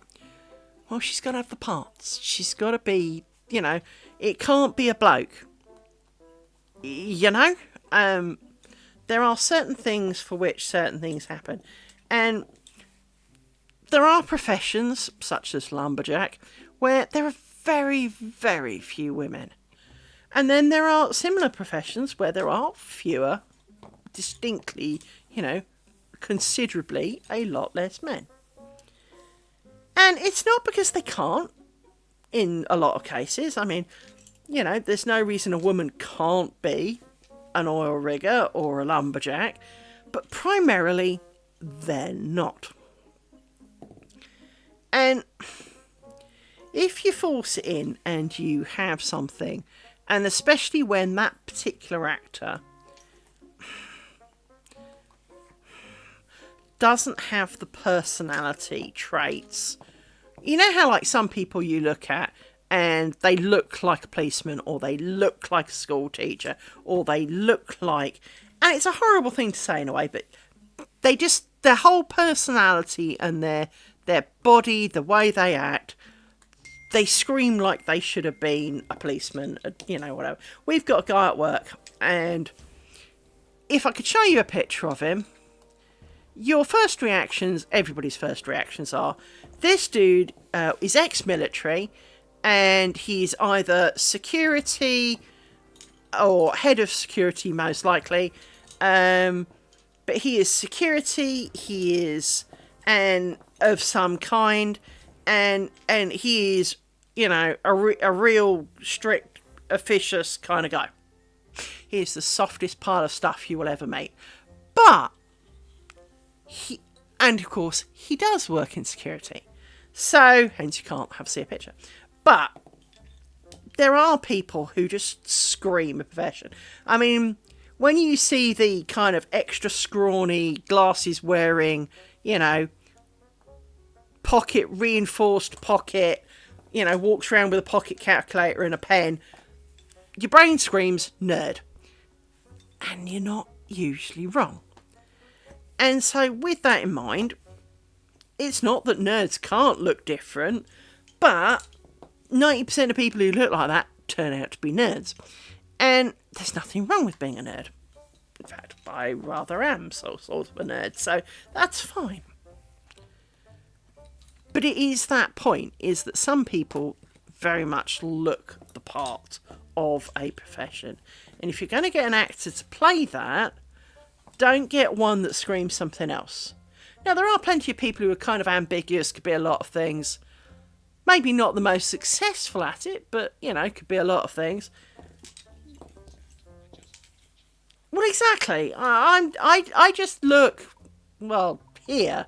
I don't particularly look like anything.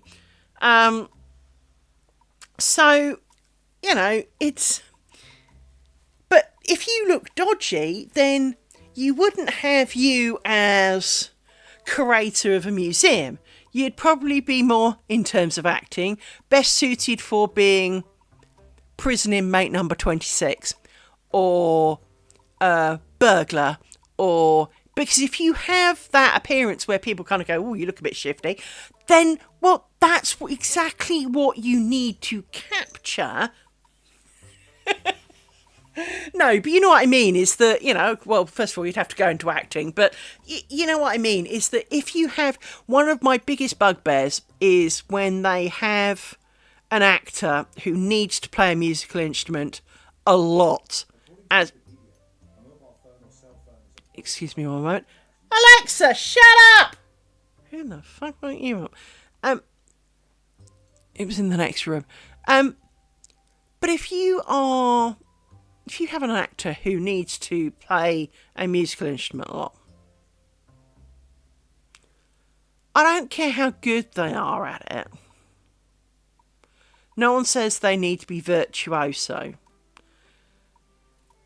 But if you can, if you need a violin playing Sherlock Holmes, please pick someone who at least can play, Three Blind Mice or something on a violin, even if it's shit. Because they know how to hold it, they know when to move, they know what fingers to move, it will just sound bloody awful. Well, it's easier to film someone who is playing, even if it would sound awful, than someone who clearly doesn't know which end is which. And it's bugged me for many years as someone who can play a lot of instruments. Watching, an actor who's supposed to be, this virtuoso violin player or, prodigy cello player. And frankly, you can imagine it took them 4 hours before they held the right way up. And you're kind of going, you really, out of all of the unemployed actors, you couldn't find one that actually played the cello. You couldn't find one that even remotely played the cello. I mean, really? I mean, it's not like it's hard. Well, it is hard, but, playing it badly isn't that hard to achieve. Especially if you play any form of stringed instrument. So yeah, it's always been a problem that I've had with stuff on TV. When you watch it and your first reaction is, well, you're not playing that, are you? It's hard to take the character seriously. You don't buy into it. Because, well, they're not. They're not playing it. They're not doing it. I found out, rather surprisingly, Peter Capaldi does actually play the guitar. So in the episodes where you see him playing the guitar, he is actually playing it. And I went, well, not in this episode he wasn't. And I went, the tune we were listening to was this, right? But that's not what he was playing. Well, they did have to shoot it a number of times. And I went, yeah, but they did not use the shots that matched the sound. So he wasn't repeatedly playing the same tune, or he was, they'd mixed completely the wrong sections, and if I look at it long enough, I'll tell you which section it is. But guitars are not my main strong point. But I can still tell up, down, left, right, you know. And yeah, I'm not saying that he can't play the guitar, but what he was playing in that opening episode where he does Beethoven's Fifth, I'm pretty sure he actually kind of played that one. But there was one, but he was playing something before he talks about, you know, if you go back in time, who wrote Beethoven's Fifth kind of thing. So you go back and you discover that no one's heard of him and whatever. What do you do? Well, I can tell you now, the tune that he plays does not match the fingering and the movements that he does. And that's the kind of bit that makes it so hard for me. If it kind of was feasible, but maybe wrong. So all of the, you know, if you have like a bowing action, if it changes right, if the music, if it follows the tune, you can kind of go along with it. You don't then tend to nitpick and kind of count the fingers. But when it doesn't, you look more closely and go, well, that's not right. That's nowhere near right. And the more wrong it looks, kind of thing, right? And so, yeah, Peter Capaldi can play the guitar. And so, and at times definitely did. So I think Pretty Woman, he was actually playing that. But maybe not properly in the shots. In the sense that he played it, they recorded it, used it, but then reshot a few bits where he was maybe messing around or whatever. And so the finger and the movements now don't match. Or even they just played slightly different out of sync bits, so it makes it look wonky. And again, please don't do that. It shows. And given that an awful lot of actors do play musical instruments and can sing, and can we find one? I mean, unless you're trying to do it so you've got, I know, let's pick Brad Pitt. You know, if you've got Brad Pitt as your leading actor, fair cop that maybe, you know, in one episode he needs to do something he can't do. But that's one episode. If you're going to have someone constantly playing the violin every episode, then pick an actor who can play the violin, for Christ's sake. You know, once or twice you can let them off that, you know, maybe it's out of sync and it just looks a bit wonkier than it should. But when it's every episode, it's just not a good thing. The great Jeremy Brett, for whom I have much admiration, didn't play the violin. And it shows. And it was quite sad. Because obviously initially he was truly Sherlock Holmes for me. In many ways. Because he didn't come from a PC era, so he was allowed to be much more like the Sherlock Holmes character in the book. And yeah, I was very sad when I worked out that he didn't actually play the violin. Now, well, isn't that a big pile of shit? This loop here is round this pin. I'll take it out because it's not wanting to come off the top. This loop is a big, huge, unnecessary loop from back here. And I don't think we can necessarily pull that through. Might be able to, if I can work out which string it is. It's not that one. Because I reckon it's this one. Do you reckon it should be? No. Comes in up here. So I do reckon it's one of you. No, you might be the one above. I don't really want to tuggle it to make it too wrong, which would mean it should be you, but it's not you because you come from there. You would come from there, you should come from here. So, problem is the pins are out of the way, and I can't really see why and where this comes out. And as I say, I don't want to tug too much, because if I tug the wrong way, it goes. See, I am as confident as I can be. It's one of you two, but you should come from here, which means it has to be you, but I've just used you in there, so that doesn't help. I'm trying to see if I can sneak it through a little bit, see if I can.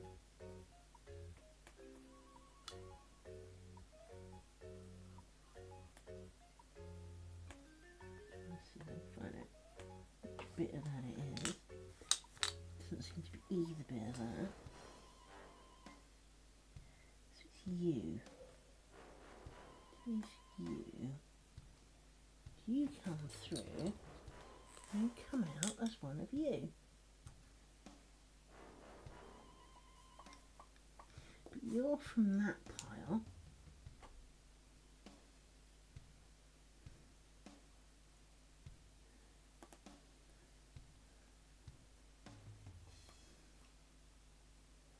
You see, you're from that pile. So that then comes over here. Now this means it has to be over here somewhere, and I should be able to tweak it up a bit, but I've got a feeling it actually goes out over that way somewhat.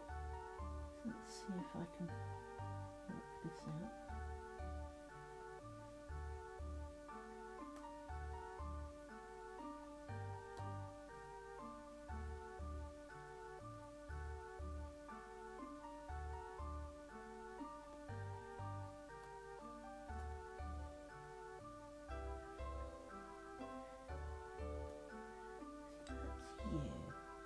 You come, I swear,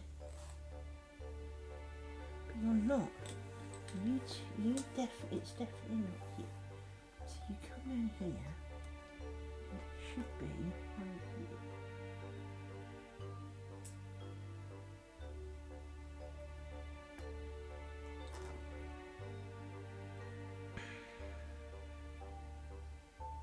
Comes over here. Be. Well, it's not one of you, is it? No. It's not one of you. It's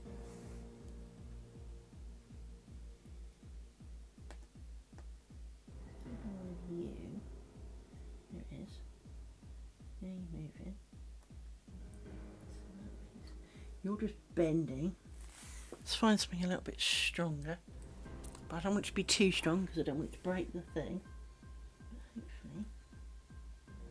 And then do you really want it to be a hook? It's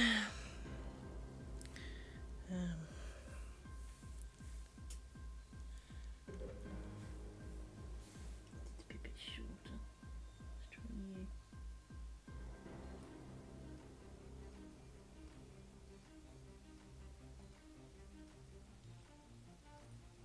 Now, which one of you is it? Is it the lark? No. Which makes it this one.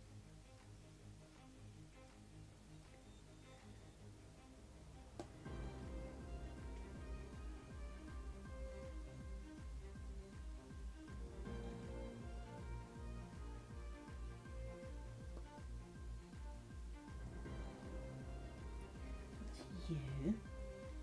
So then you come up through here and out through here. So you might be one of these. No, that's you. It's not you. Come in around.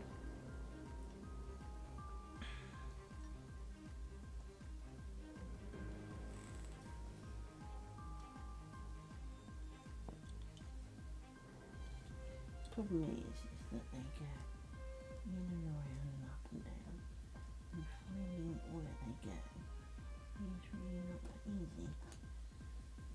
And I really want to use this, but it bends so much.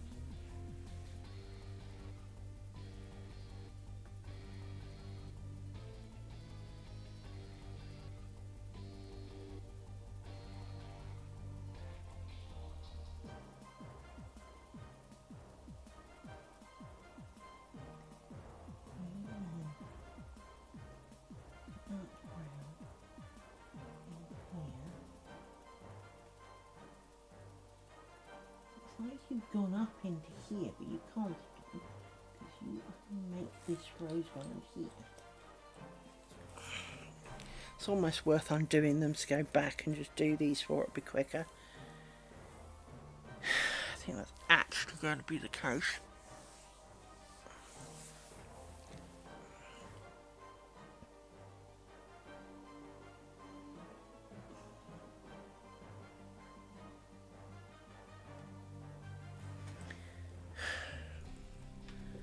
So much meat says you come in here, you come out there, it should be you.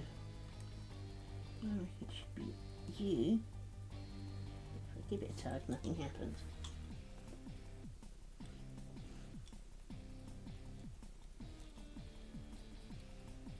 Seems to go. This is our thread. Goes up here, across there, down there. Dances here, making it you. But all that seems to do is tug it rather tightly on here. And that goes up.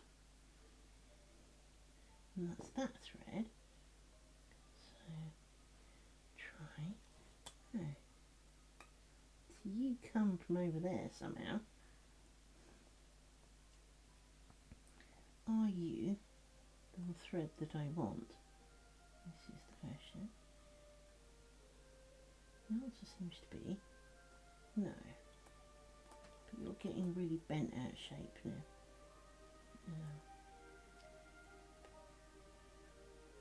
You are. Now, you come around there like that. And then, is it one of you? Seems like it.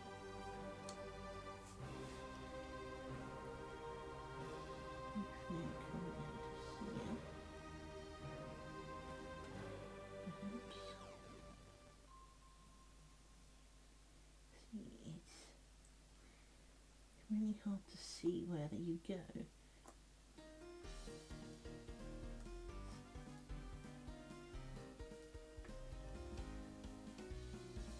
One of these two here. Stop leaning! This is why this table's really infuriating. So no matter how much I've tightened it, it still leans. And I need to lean on it to get in here to look. And as I lean on it, of course it bloody moves. One of you two. Is it you? Might be you. Is it you? Or you? It's not you. Is it you? No, that's you. You're all good with that. It's one of you. It's you. Right, that's you sorted a bit. Like that. You then come up here. Like this. Which is you're getting a bit split. No, it's going to be better to undo it. It's getting all manky and shitty. Oh, I didn't really want to do this. I wanted to finish this.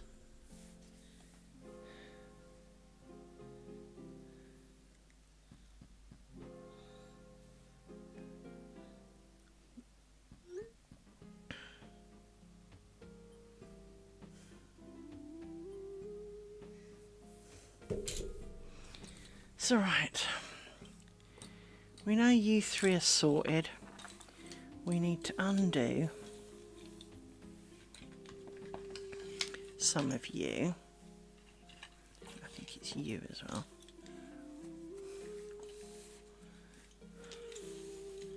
And then you. It's all of you. Of course you've molted around something. So let's undo you. And then undo you. And then undo you. Pin. Undo you. Undo you. Pin. Undo you. Undo pin. Hang on. Undo you. You're getting long and annoying.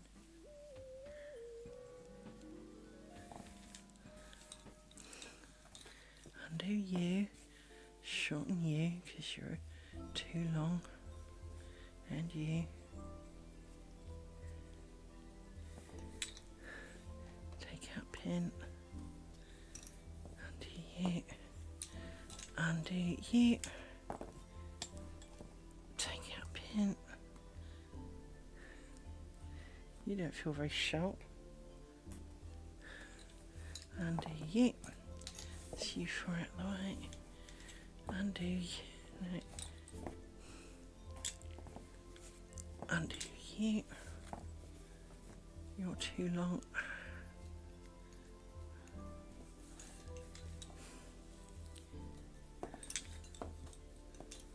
So, undo you.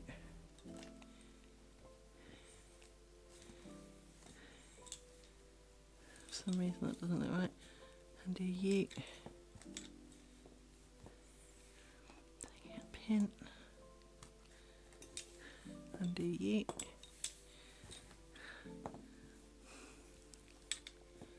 Undo you. Undo you. It's amazing how long these bobbins get when you're not looking. Because of course sometimes you actually want them to get longer because, well, you're moving across the pillow and it's convenient. But it's when you come to undo it, you've realised how much they grew without your permission. So.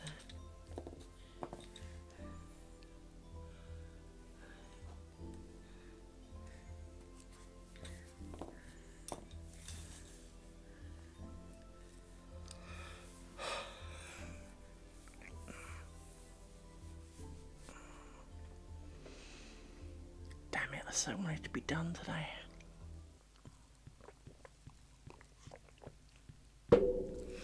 Because there is a huge chance of no streaming over the weekend, for I will be busy. I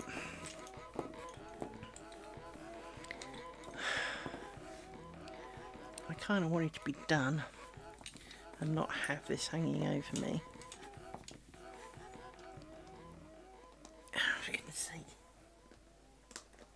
I really wish when I put pins in, I would guarantee to put them in straight, so that when I come to undo them, I can find them. Itchy, itchy. Where's my itchy device? Where's my itchy device?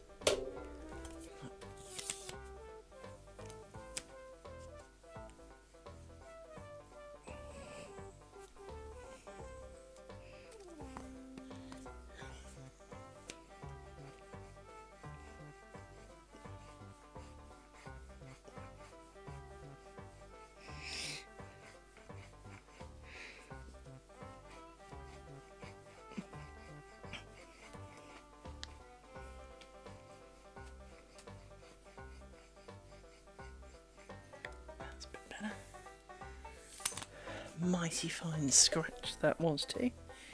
Right. Doesn't help that my t-shirt doesn't fit very well. And so it's a bit of a strappy thing. And the straps keep falling down at the moment. To you. And then we undo you. Pin. Undo you. Undo you. So you're too long. Just bugger off. Fine. Pin.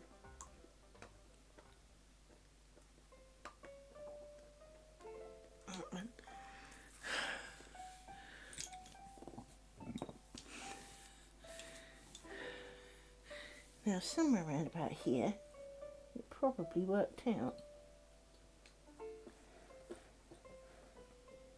Yeah, that loop has disappeared.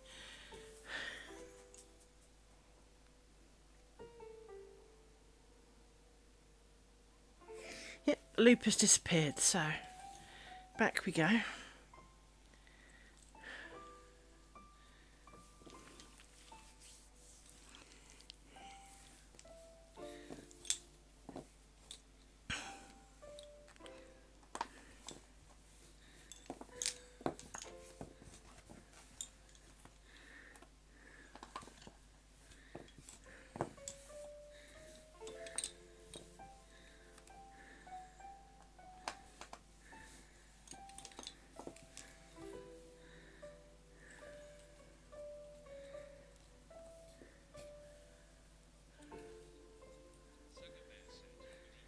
Hey Sugar Bear, how you doing?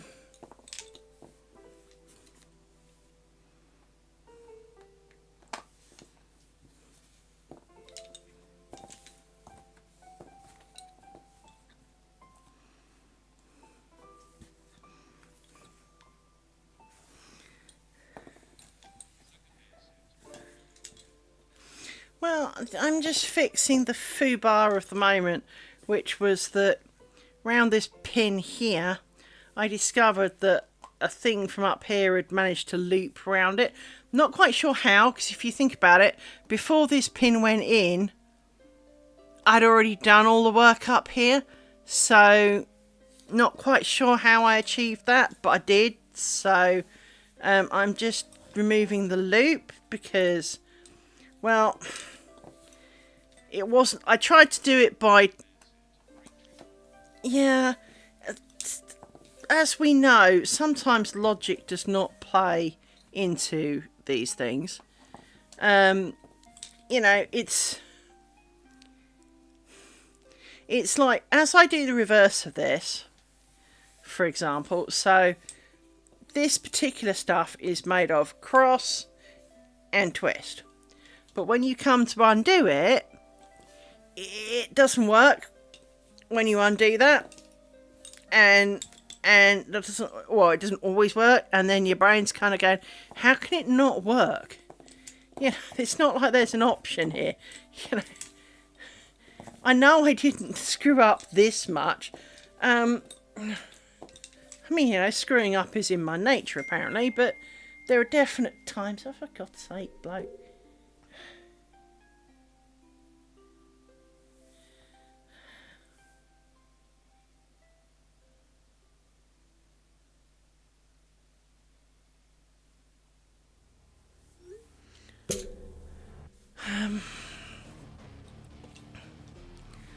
So done you. Just do you back up. And whip. What, these ones? Yeah, I don't know where they came from. I'm not quite sure. They just appeared yesterday sometime. I don't know, I might even have done them to myself, but I'm not aware of doing such things. So I would assume dog, but maybe not. Well, at least they're not like the Wolverine scratches. So, you know. I am fairly blasé when it comes to minor scratches and nicks and bumps. I mean, this one, if I hold it at the right angle, you might be able to see it's a bit of a lump just here. There's a bit of a lump, which was Rory went to bite his sister and I got in the way. And that one bled for a real long time. For the most part, I noticed it. I noticed this bit. I didn't notice this bit, but I noticed this bit when I was doing something like rubbing my hand like this, and my hand kind of went, I'm not sure I appreciate that. And I was like, well, why not? And I looked down and there was a scab and a scratchy bit, and it was like, I wonder what I did that. So, but it's not like I don't have really good sensitivity. If I have a fly land anywhere on my person, I know. I can feel it instantly. And it doesn't matter how big it is, it can be the tiniest of, I will know, right? But I'm also the girl who can wake up the next morning with a bruise the size of my lace pillow and not know where I got it. And there's a bit of me going, you really should remember, if you hit yourself hard enough to give yourself that black a bruise on that scale, surely you remember that. My brain's going, no. It is bizarre, to be honest. She says, realising that the tension here is far too tight, and it's too bloody late now. Tighten it now. Obviously, when I was tugging for tension to find out where the loop went, I tugged that a bit too well. Oh, such is life. So this one's going to look a bit wonky too, but there we go.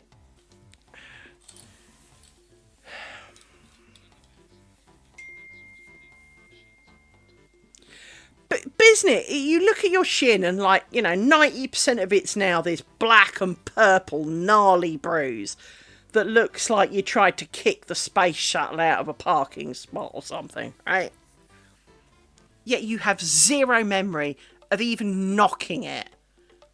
It's not like, oh yeah, yesterday I vaguely walked in, I knocked the drawer on my desk or something. No. This is, it looks like you've been, kicking your car around the county or something.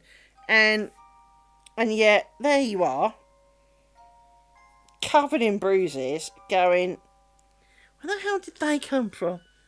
I tend to only remember when there's blood. To be honest, if there isn't blood, it's not important. It seems to be my kind of solution to it. It works fairly well. If there isn't blood, it wasn't life-threatening, so whatever. I can't believe I've tightened that too much now. Christ's sake. Well, it is what it is. You can tell, because if you look here, let me zoom in a bit, it will be a bit more obvious. If you look like this, you can see these are all distorted now, because I've tightened this too much, and I was doing that by pulling some of these. Now, in theory, I should be able to undo them, because it will be these ones here. In fact, it should be these. But I need something with a bit of grunt, but this is not going to be enough, because I need it to kind of scrunch back the whole. And doing this is really,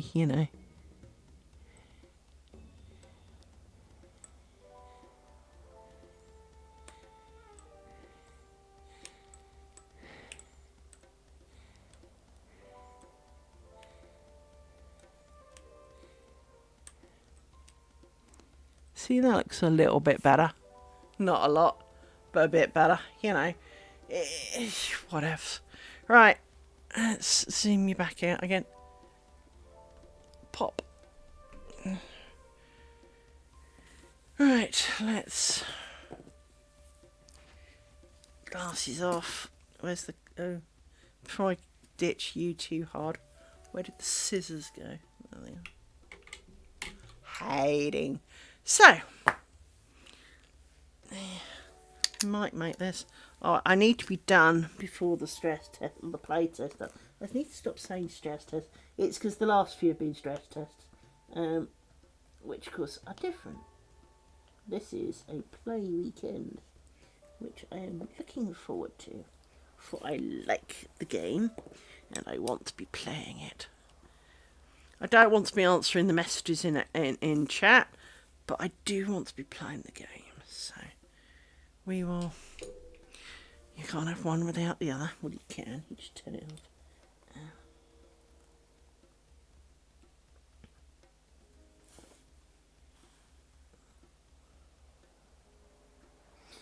So if you're bored this weekend and you're into MMOs and you like the old kind of sword and magic-y type thing, then Monsters and Memories could be a really good answer.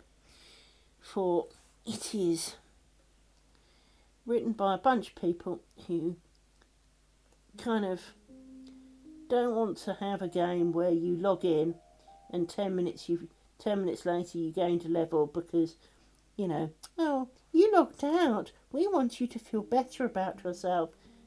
So we have given you a level like WoW does. You have to kind of work for everything. But by doing so, it has its own rewards for you actually earned it. This worked so well yesterday.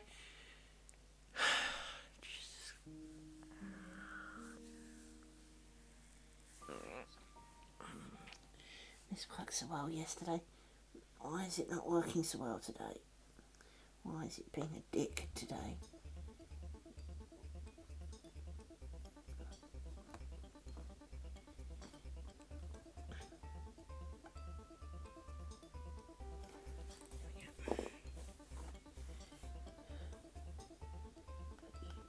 Oh, you go around that side of the bin. You come this side of the bin. You get snippy. You go over there. Here we go around this way. And then we go around that way. And you are done. You can disappear. A bit more space. You can get out.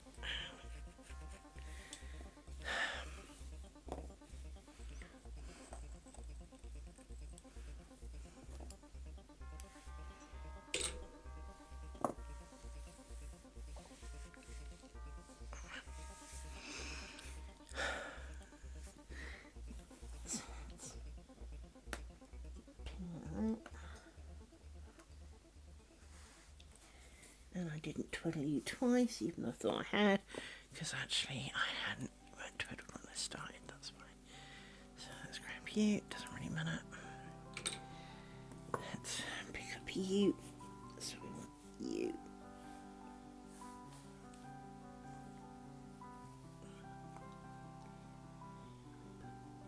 You through the hole.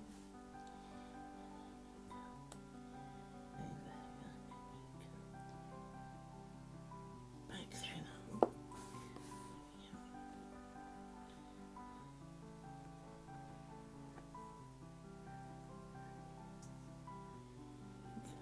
That side like that.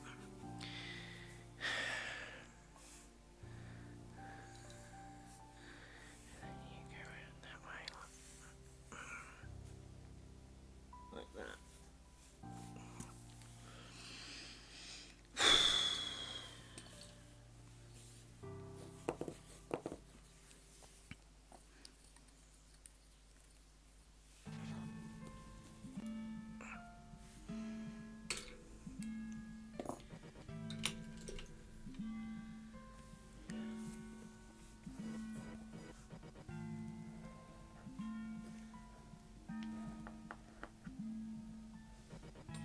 Where's a pokier stick?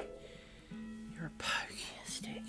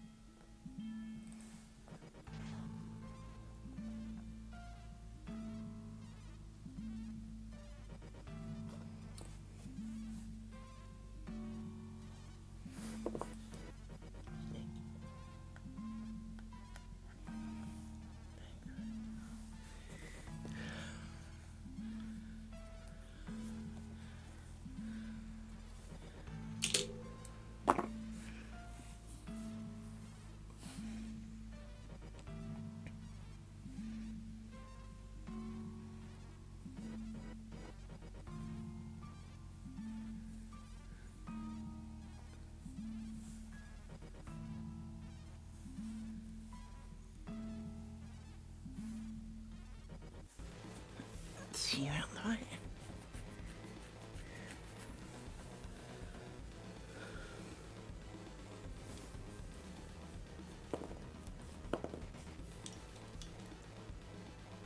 This is definitely one of the more awkward ones, because this is one of the ones where you've got two pairs going into a single hole.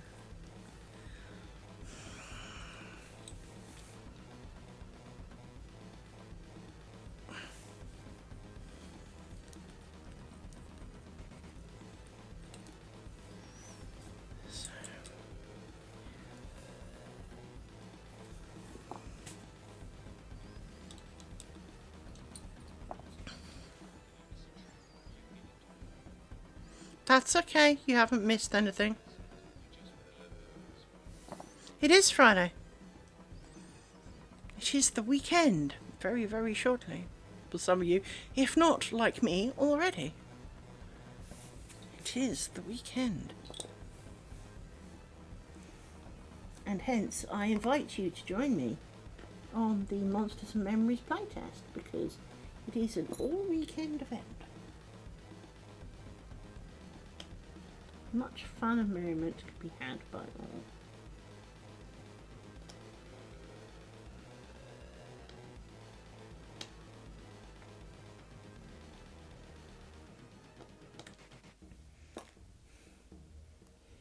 Now, this one is going to be much more complicated, so I think we need you instead.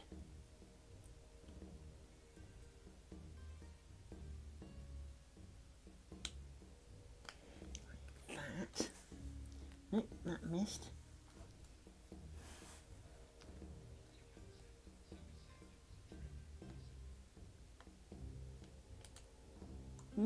What? I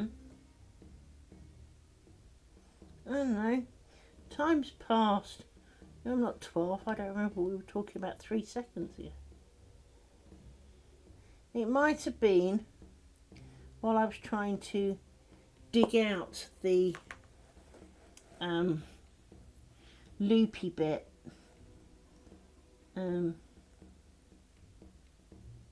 try and unscrew up that portion of my glaze, but I could be wrong.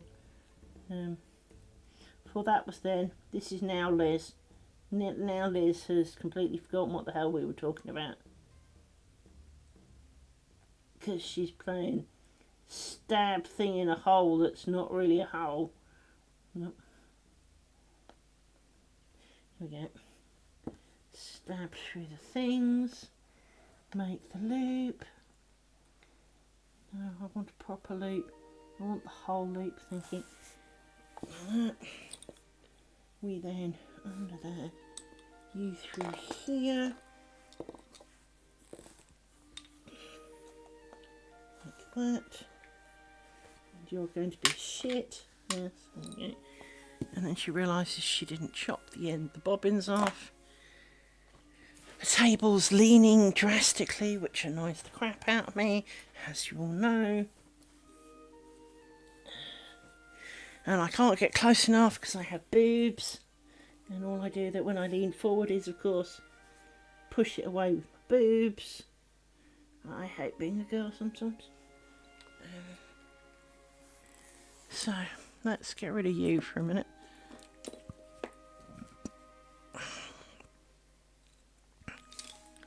We can take you out that way.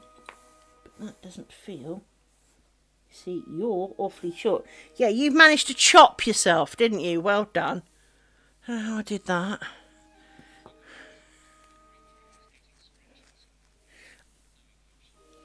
Oh, that's what it was. There you go. Well, now I've got a really, really short bit of thread that I'm going to have to try and tie knots with when I'm shit at tying knots in the first place. So I've kind of got brain elsewhere at the moment, because I can't lean forward enough because there's boobage in the way. So you have to go around here. And I'm going to have to trim you to be similar length, because otherwise that's just going to drive me insane. Right. It's bad enough that you're short without you without one of you being really long. So that, and then this needs to go around there like that to make the other half. Right. Recovered from that. I need to learn to drink. I need to get into wine or something.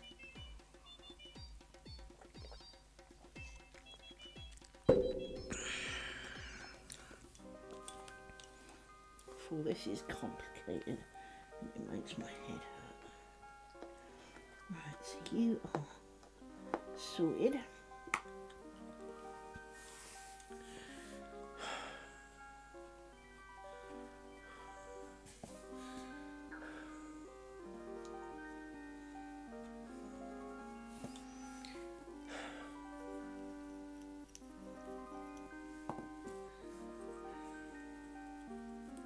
These rose ground joints are definitely the worst because you've got 2 bits of string trying to go through a little tiny bloody hole, and it doesn't want to go.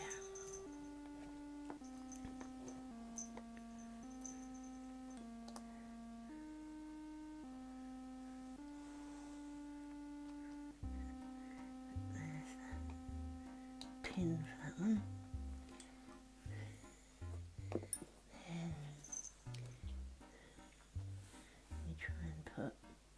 This. Don't get wrapped around the pins. You through the hole, which gives me a loop for. I've done it again. I've got to chop them. This and this to go through. You come back and give it a little jig, and you've made a loop which I hang on to desperately. We then chop the threads here, which we did last time, but somehow it didn't work, and we find the needle that I took out a mere moment ago. Yes. To put it back in the hole to maintain our tensione.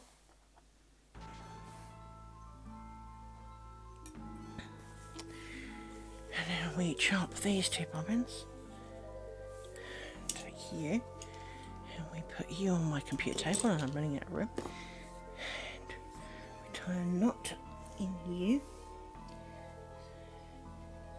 We do a knot with you.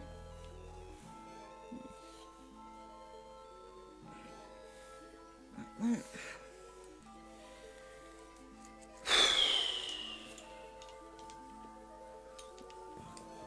Only 3 more of these to go. Only 3 more to go. 3 more to go. 3 more to go.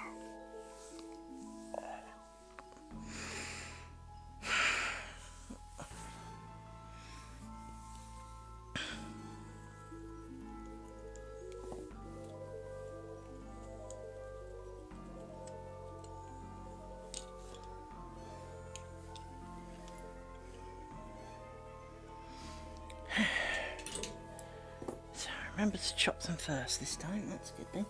Let's push you down and out the way so that I can get at the next one.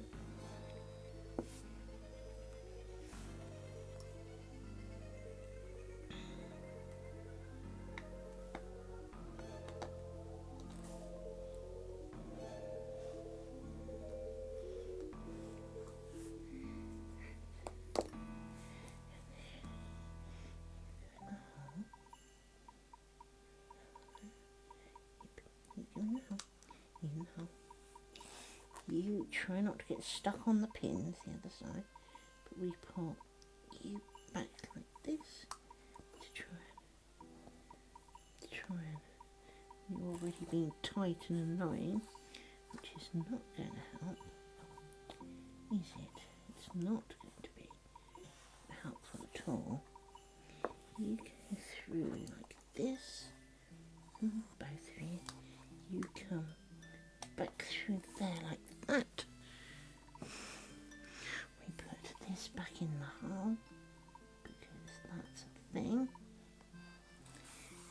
take the other ones, we make them longer.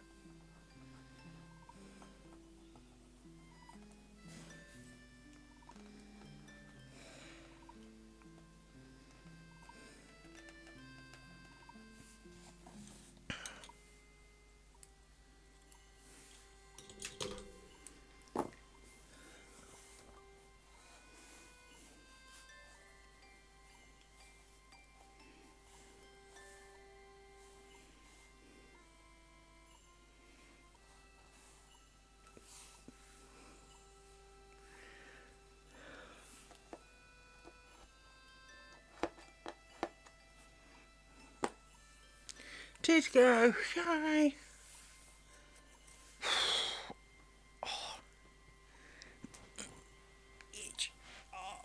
I'm too old for this crap. Come on, brain. Got an hour and 10 minutes before play test begins. You're not going to make this, are you? No. But we're going to freaking die on this hill train. Must be late to the test. Much as it pains me. Right. Because it will be close. Right. Yeah. Out of there. Stop squirming against other things.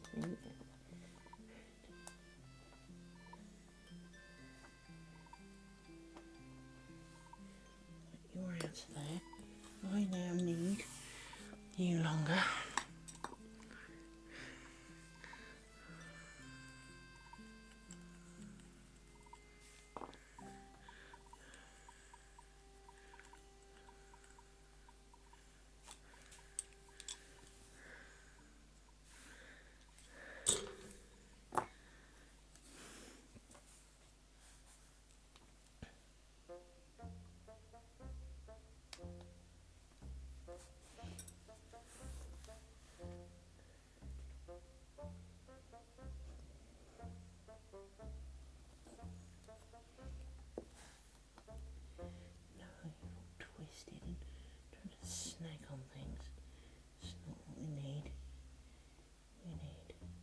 Untwisted you.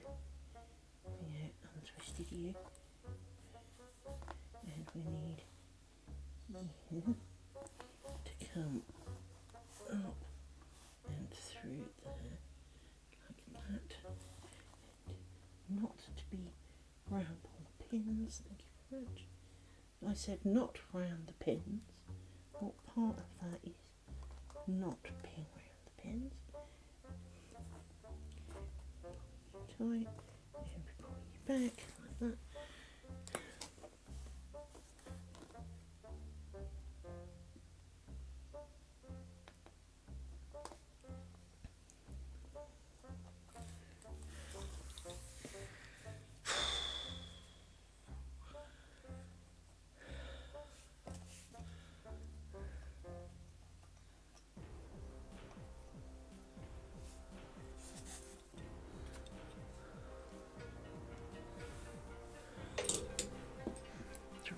Bobbin.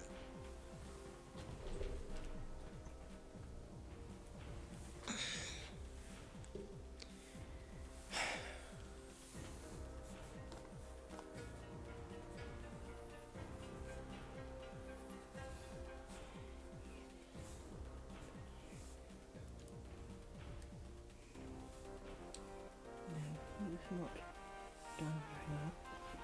So you go round and keep that, and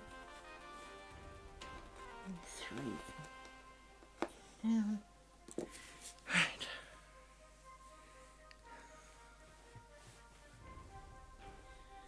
Oh, getting a headache doing this.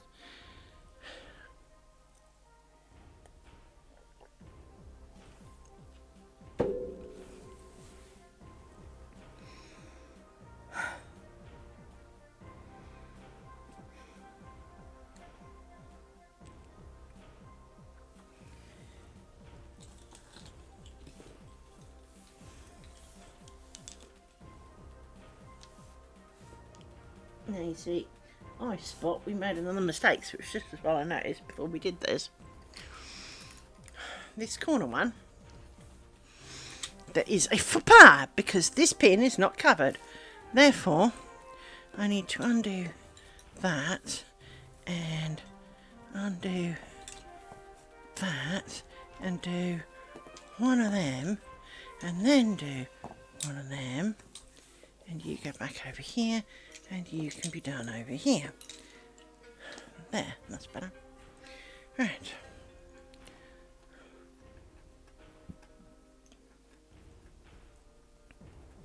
The only problem with the tying off process is kind of once they're tied off, that's it, they're done. You're not unpicking that crap in a hurry.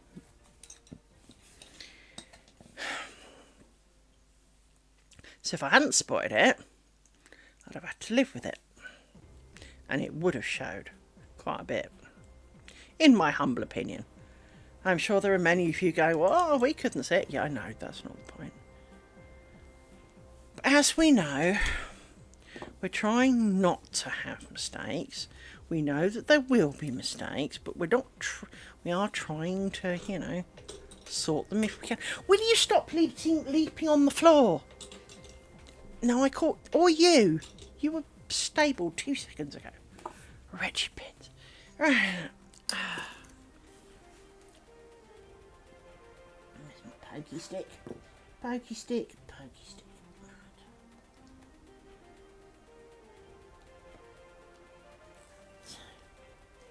You need to be the other side of that pin, like that. You need to come out. No, not you. I need you. Just you.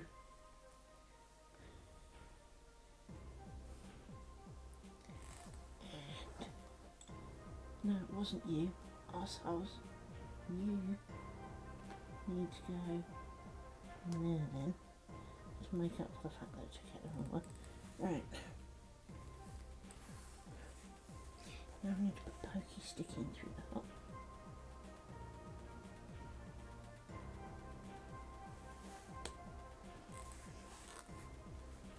And we'll pull you up a little bit. And we'll grab you through there like that. And try not to grab too many of you around the pins. You will come back through the hole and bring you with it. Right. Pin, hole, there, like that, like that. Right.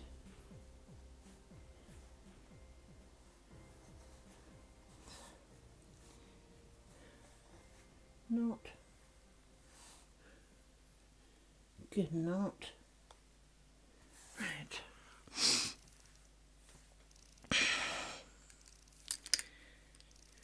Whew.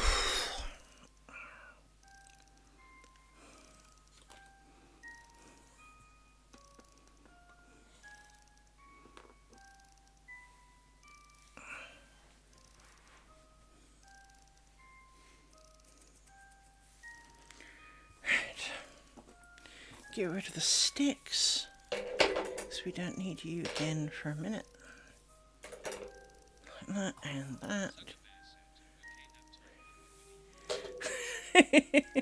You have a good nap. I missed out on my nap today because I was working in my nap time, for which my employer will not be grateful. And you are spare, so you will go around there. You come around here. We undo you. We turn you back this way a bit because that's just a bit more comfortable. So 1, 2, 3, done. I need the 4th one. Thank you. Twist. Right. Let's stonk our way through here. We've got plenty of spare pins now. Guess we've signed all of you off.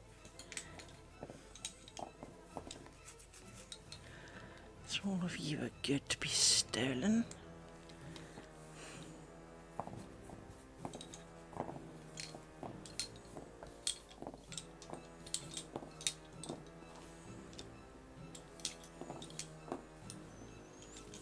You're done. You go back in there.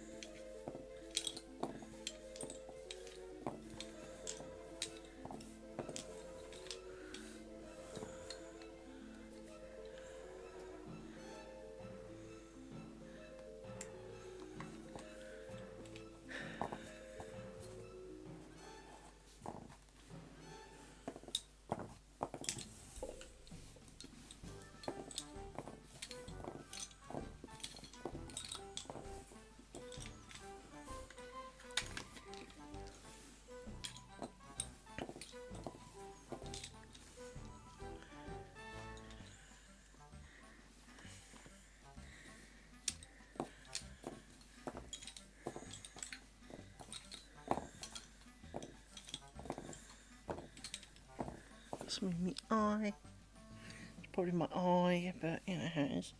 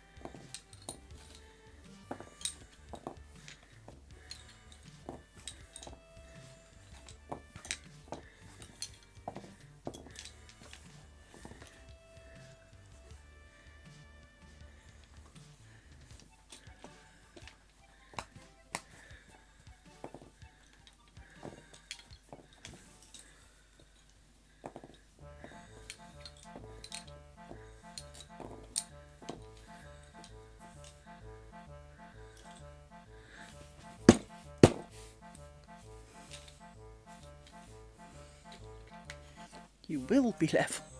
Smack! my. You'll not be surprised to hear that my characters in a lot of these kind of role-play online games, I'm an ogre. Well, because I'm a larger lady and well, I'm not exactly delicate at the best of times, so ogres just seem to fit.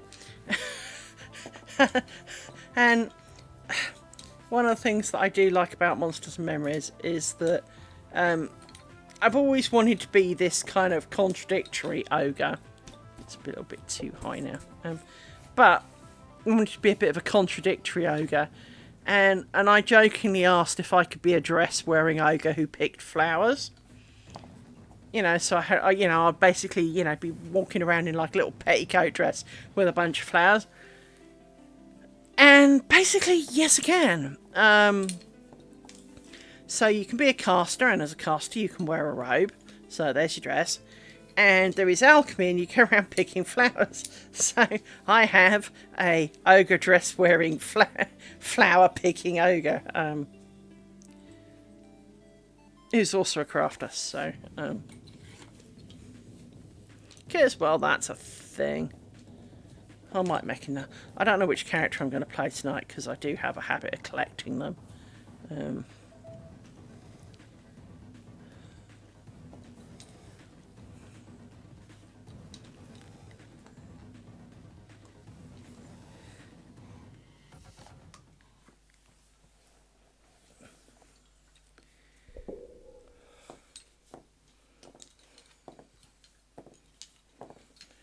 So if you do join Monsters and Memories playtest over the weekend, look out for Liz Biscuits, for that'll be me.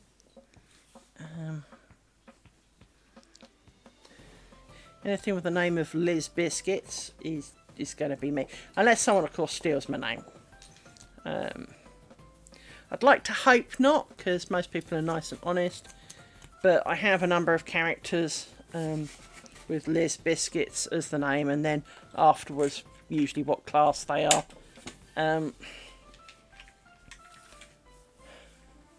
we did see someone last time called Biscuits, and it wasn't me.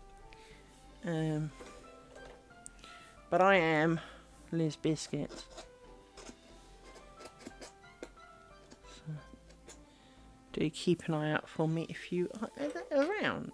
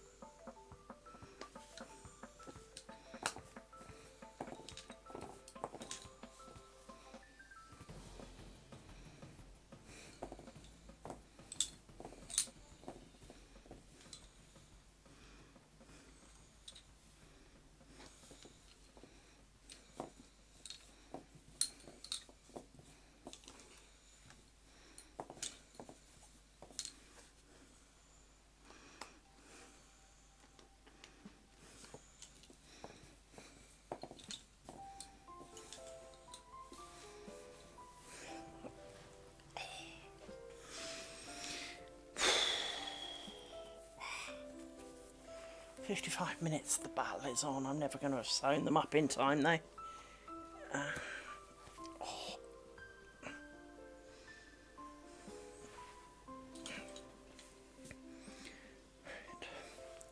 Let's tuck you under there so you're a bit more out of the way. You go over there. You swing round your shortiness. You swing round. And you swing around, and we release those. Take those out. And we'll turn this slightly so I can work. It feels really weird working at an angle, but it does give me a bit more space, considering how short everything currently is. So, actually, you're being a bit short. You can be a bit longer here. I don't need you to be like an inch. You can be a couple after all.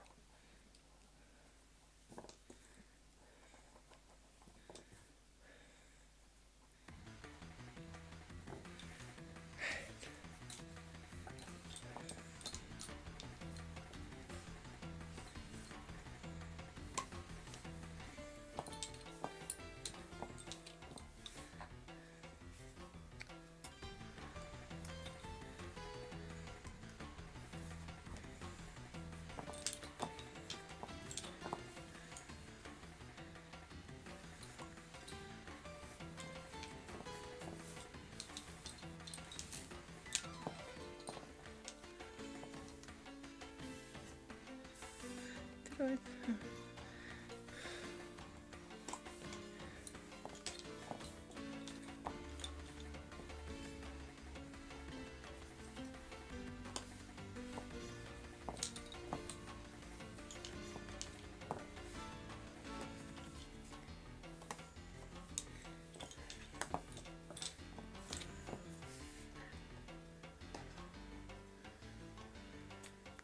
It's amazing how I can still pick up 2 pins at the same time. Constantly.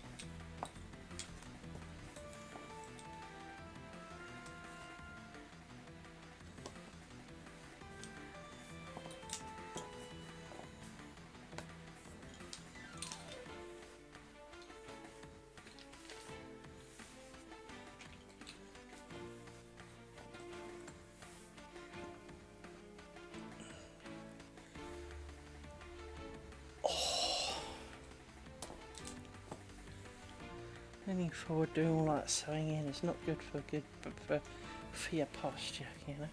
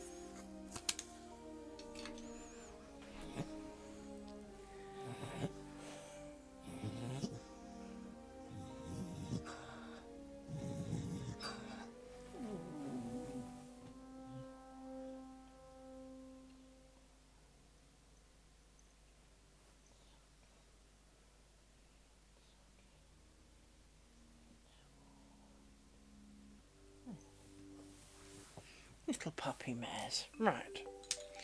Back to making lace.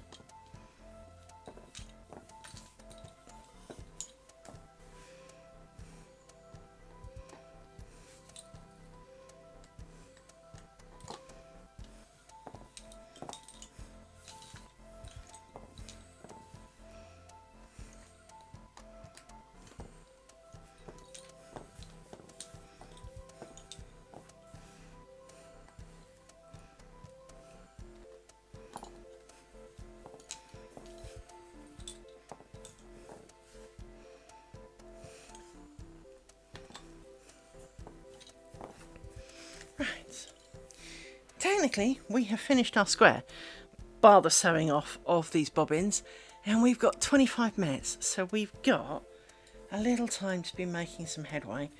I don't expect to finish, but we can try, right? So let's put some of these in sticks. Let's make you a bit longer, because, well, you can be slightly less annoying now.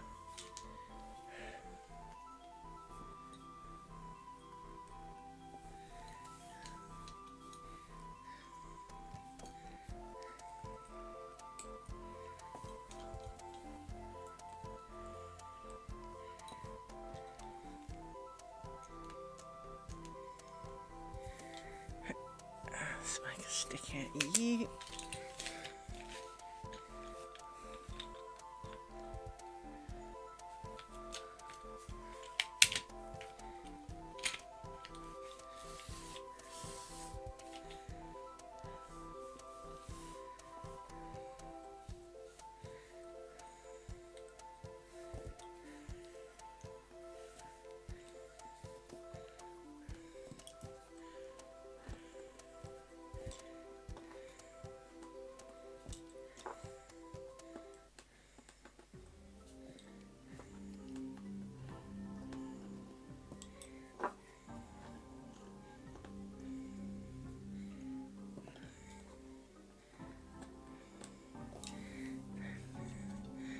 Stick for you, so we can get to you in a bit.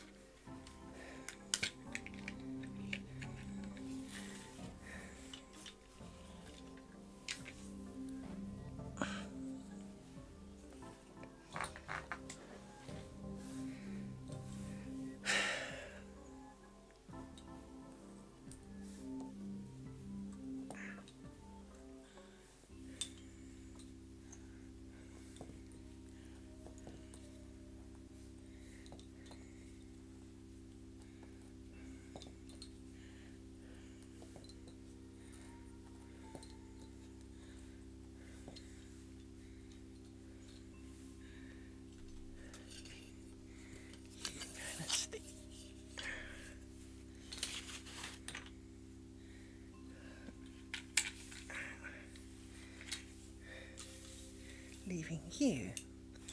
Now, we take this off, like this. Where'd my pincushion go? What do with Hedgie? Well, of course you fell off. You round thing. Of course you fell off. Yeah. What have I done with Hedgie?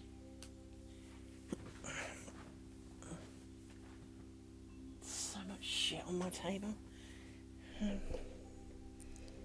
Where's he gone?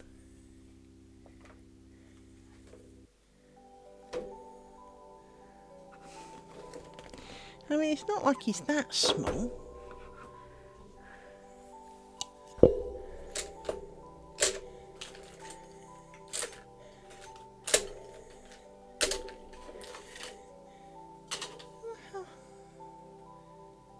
Hedgie's completely disappeared.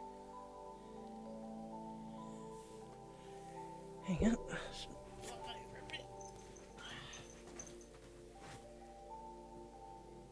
No, he's not on the table at all.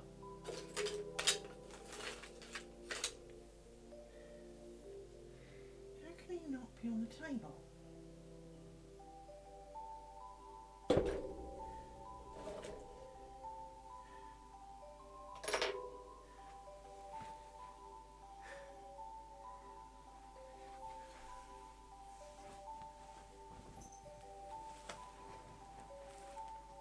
There he is. He was on the other pillow that I moved yesterday. There he is. It's Hedgie. I can take some of the pins out, put them in you.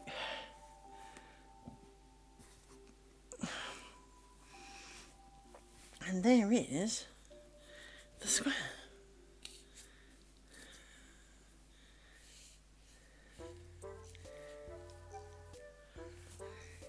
Obviously I need to tidy the ends. all these ends here need to be distinctly shorter and not so tied up in amongst here, but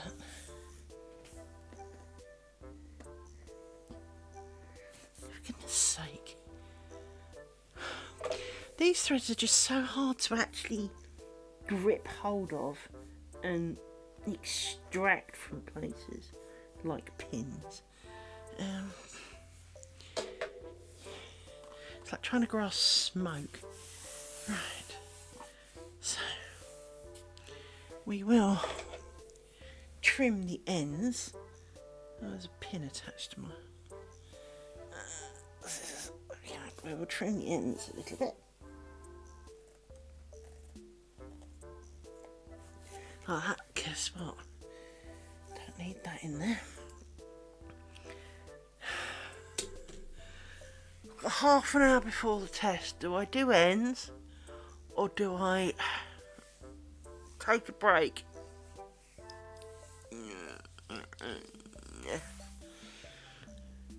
I mean, it's not my test, it's not like I have to be there and all that kind of stuff. I just want to be there.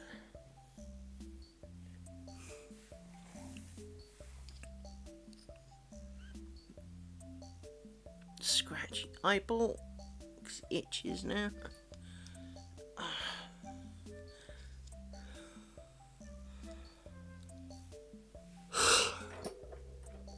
The hardest part is definitely my back. It does not like this sewing of ends, for I lean over and squint a lot.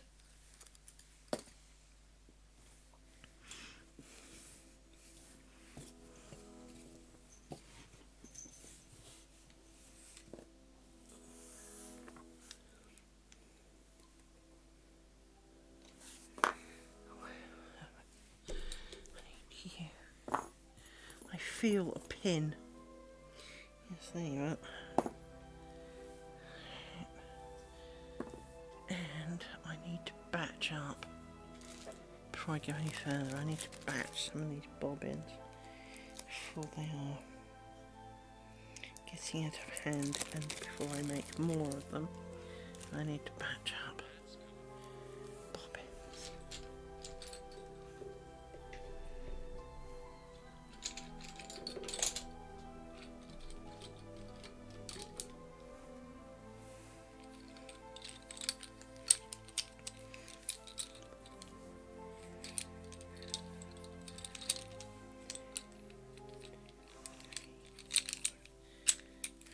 You are a set of bobbins, so you get to be a pack.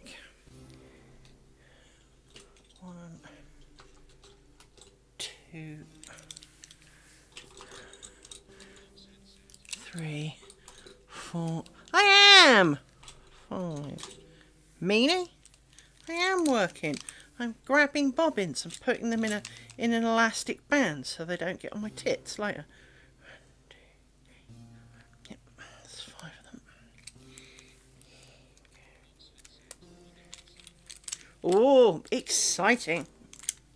You having fun?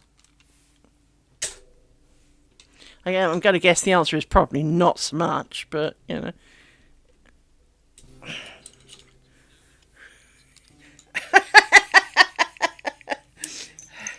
I'm sure if you're in a work meeting there is...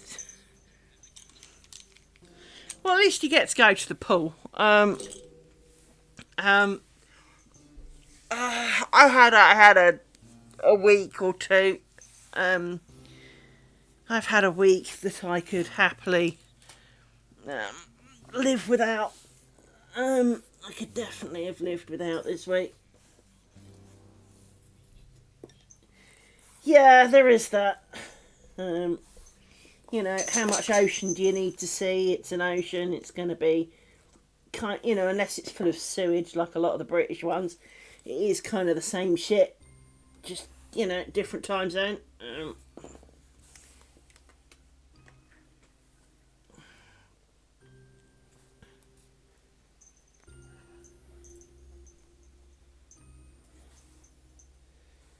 So what time is it there then, Ox?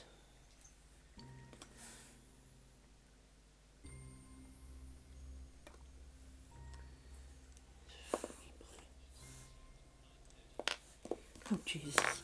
Yeah.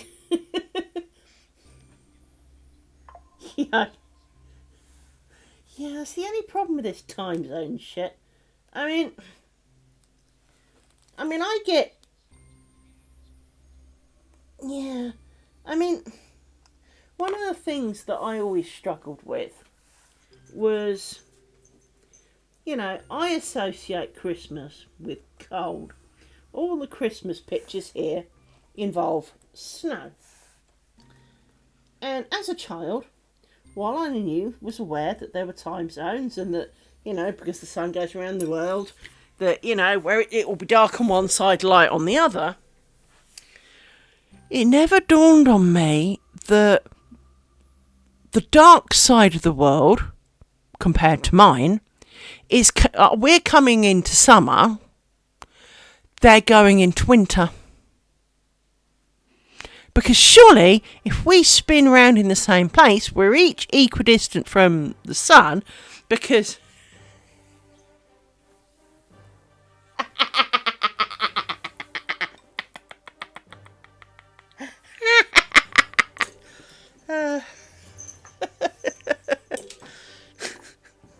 I shouldn't laugh at you, poor Ox. I really shouldn't laugh at you. But I am, so, you know, sucks to be you.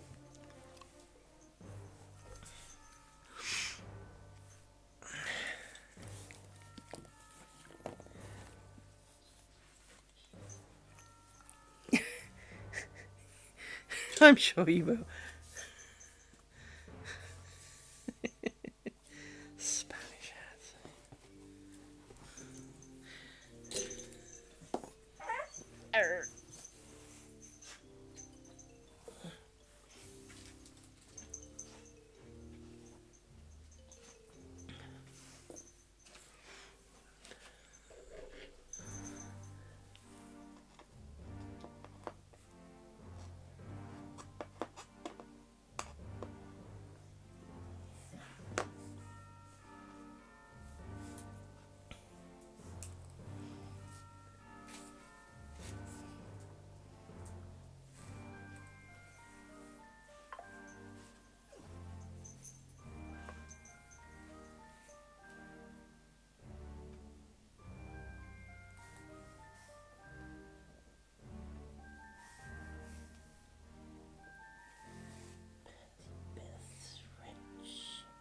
Tuck under the thing.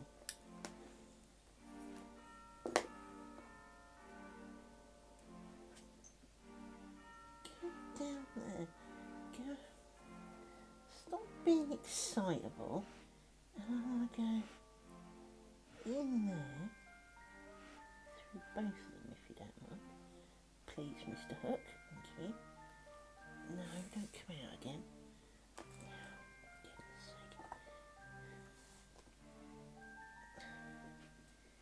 I want to go on top of you so that I can pull on you a little bit and get, and then pull on. You're nowhere near, but I want to go like that.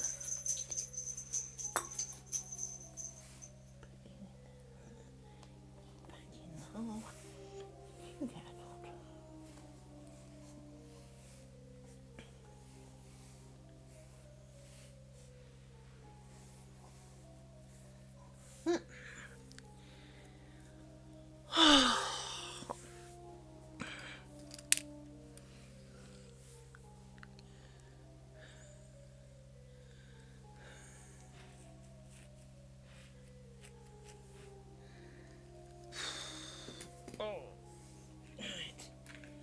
Next, 1, 2,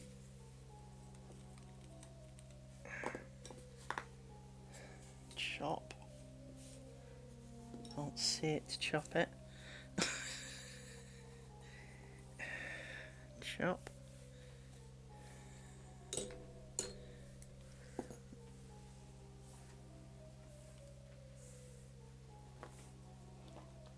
poke, poke,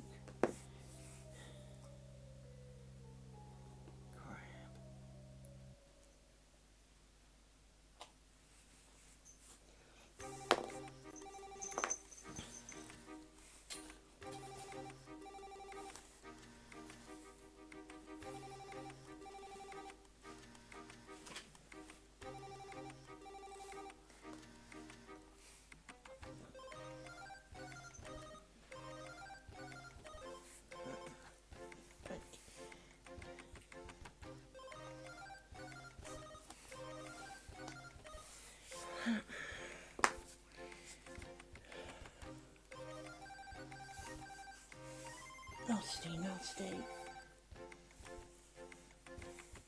nasty, nasty. Expert.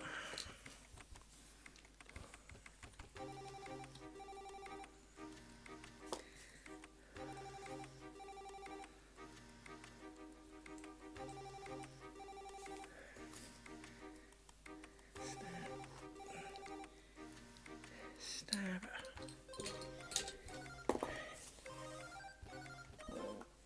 Two. Missing pen. See you. I'll put you in for you. There you go. You go in. You go down. You come up.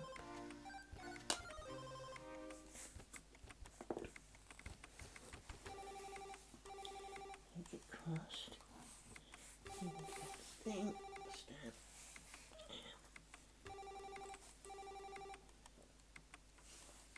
I need to find you. So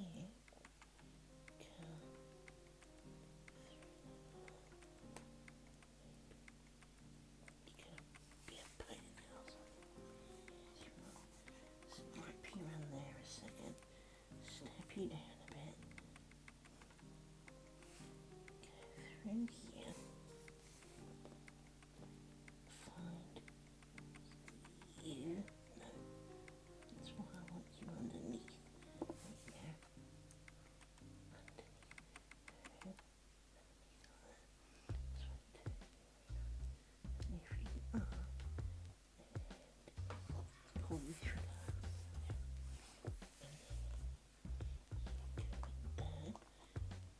And then definitely not doing my back any favours though. Right. Out of there.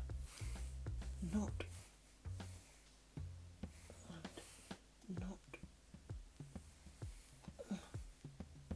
And done.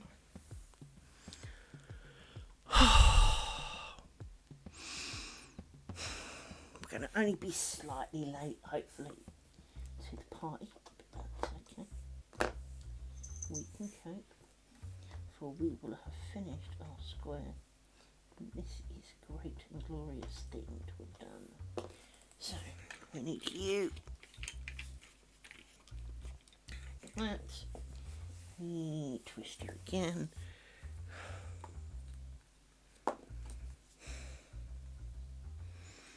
Want to become any looser because you decided to be annoying. Thank you.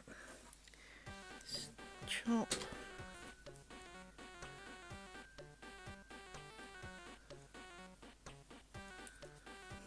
Chop. Yoink.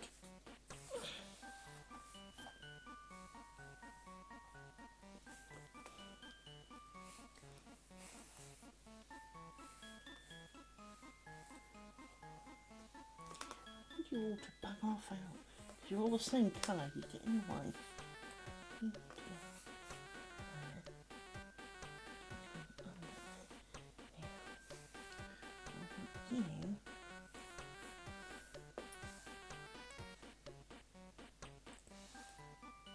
over there like that. Let's see what that'll do. Then we can pull up on you when you're face down. Pull you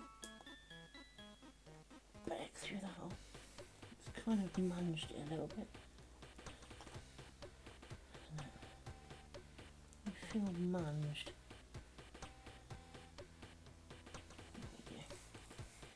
A little bit, but not enough.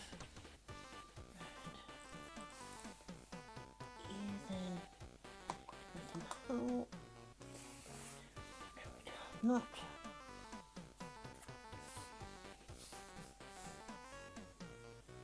One. And you need to set off over there and keep out of my face. So it will trim you. You're being annoying. Come over there.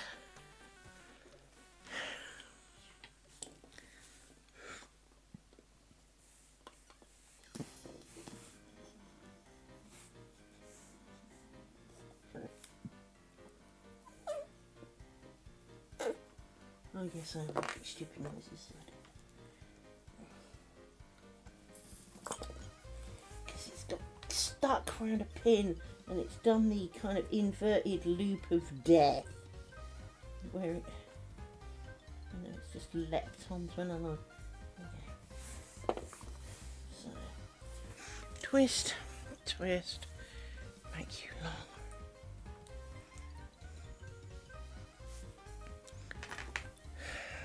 Snip, chuck,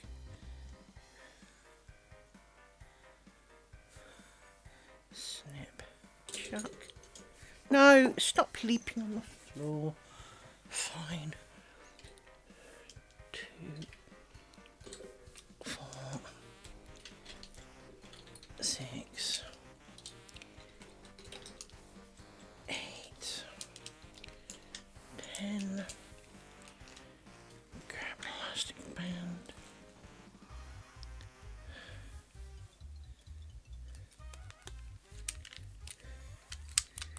Chunk you all together. 3. See, you just escaped. You've made all this fuss and then you escaped. And now I can't find you. Here you are. Just stop being a shit. Do as you're told. Live in the pile. Right. Now. You're back again, you little shitbag! Get the fuck off! You, my friend, we had words about this yesterday. Dudes, have you seen this little shitbag? He is back again. He is the fuck back. Well, how this time? Look, there he is. Look at him. Look, little shitbag of a... Look at him. Look, come here. Out of there. Look at him. Look, fucking...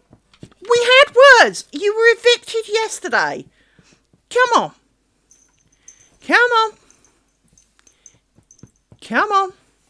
You will be thrown outside again. That was if I can stand up and not chuck you in my drink. That'll be good. Right, come on. You are going outside, and this time you're going further, clearly. Now don't climb towards me.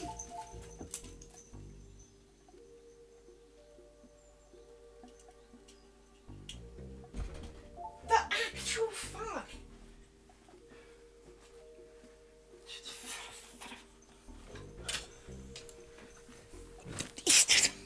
So rude. And what gets me is, once again, he appeared just there. He didn't seem to come from anywhere else. He just appeared.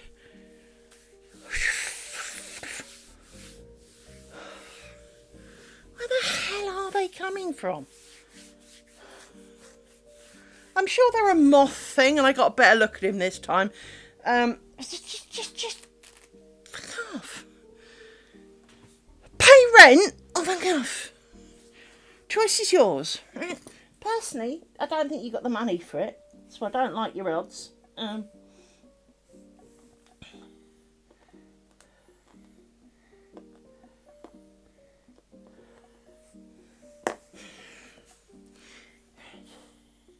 Twisty.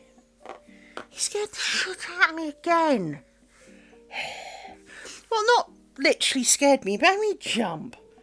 They're catching me by surprise, because, like I say, you're staring at it. I'm clearly staring at this really, really hard. And then to suddenly just be in the middle of it, It's really disconcerting. It's not doing me no favours, you know? Little shit. Little shit he is. Just no.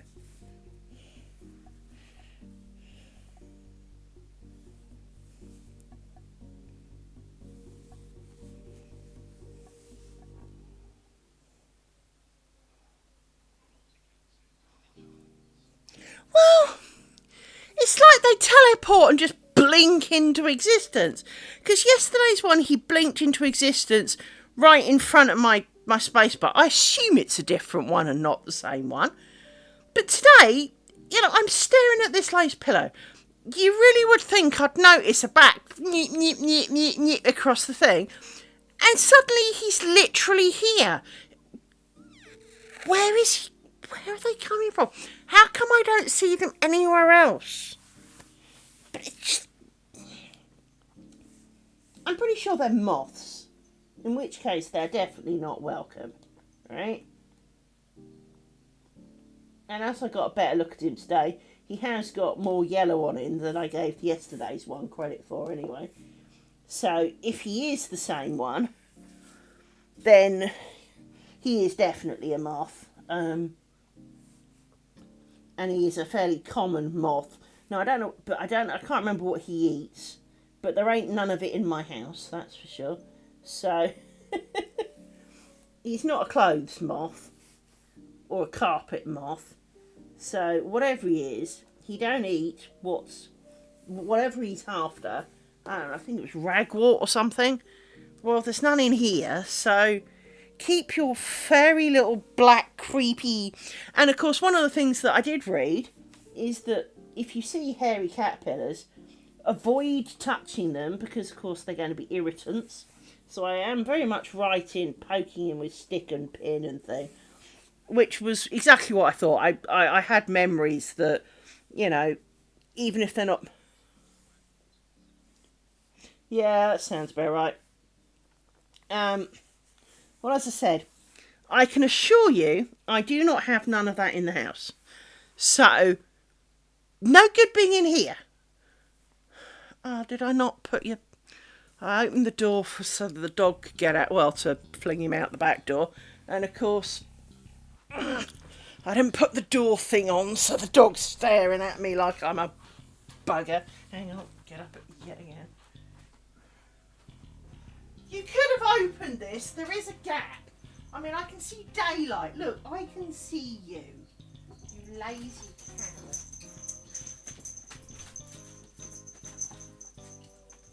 You are lazy.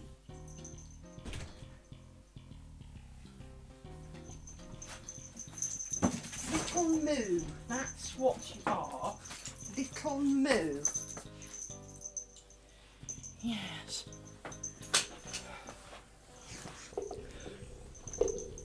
I mean, I'm not particularly worried by the fact that, he's a creepy crawly. It doesn't scare the bejesus out of me and scream the house down and, run away and have to call a neighbour to deal with it or anything. But at the same time, it gives me the creeps. And... because I'll be convinced I can feel him again now. Because I spent all day kind of not itching. And now I'm itching. And every time I itch, I'm convinced it's a freaking caterpillar touching me. So I just don't need it, Don't need that stress in my life. Really, really don't.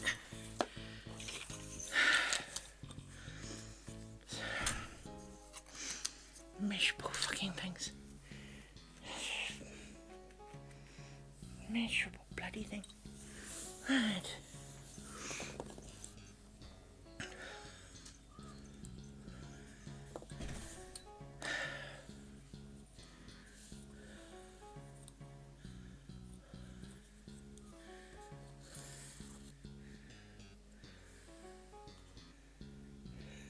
I can almost imagine him going, but I spent all this time walking back to talk to you and you've thrown me out again. Because you don't live here, darling. And you're not paying rent. And frankly, I don't really want to share with you. I mean, if you were a dog, yeah, fine. more dog the merrier. The caterpillars, not really. I don't mind flappy moths either. I've got.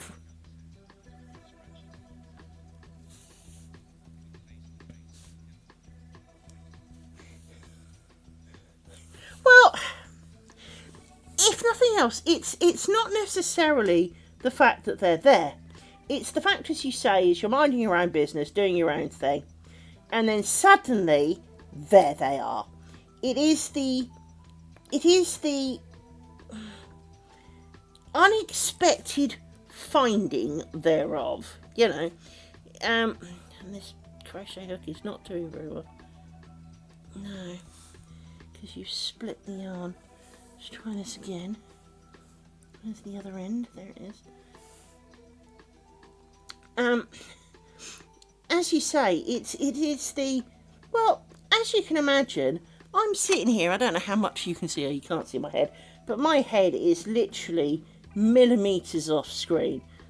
The distance between my head and where Mr. Caterpillar was is, you know, it's barely, you could barely measure it in inches, right? I mean, if I had a long enough nose, it would almost be wiping on my pillow, right? Because my eyesight's that shit. And so, to be this close and suddenly spot where your head has kind of just been, this stupid caterpillar, it is really quite, but I was literally just there. How did he do that, you know?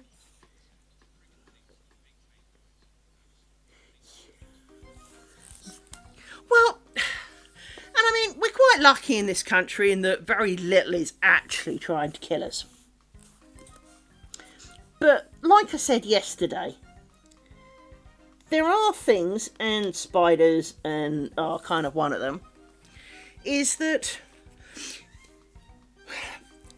in human terms, it is not exactly an irrational fear of spiders. Now in the UK, yes, potentially you can argue it is, because, well, although we have more recently found some of our less joyful friends in the country, we're not exactly teeming with life force that is trying to kill us. In fact, you know, while you can be done damage and you can be poisoned, and most of it is not life-threatening. Unlike, say, Australia, where everything's trying to kill you. But at the same time, we are one of the very few countries where this is true. We have really bland weather, so the weather's not really trying to kill you, although occasionally it feels like it. Because, you know, we don't get volcanoes, we don't really get tornadoes, we don't really get hurricanes, we don't really get many things of any interest. None of our animals are particularly trying to kill us. So as a result, we live in a really safe, kind of calm environment. But anywhere else, it is a healthy reaction.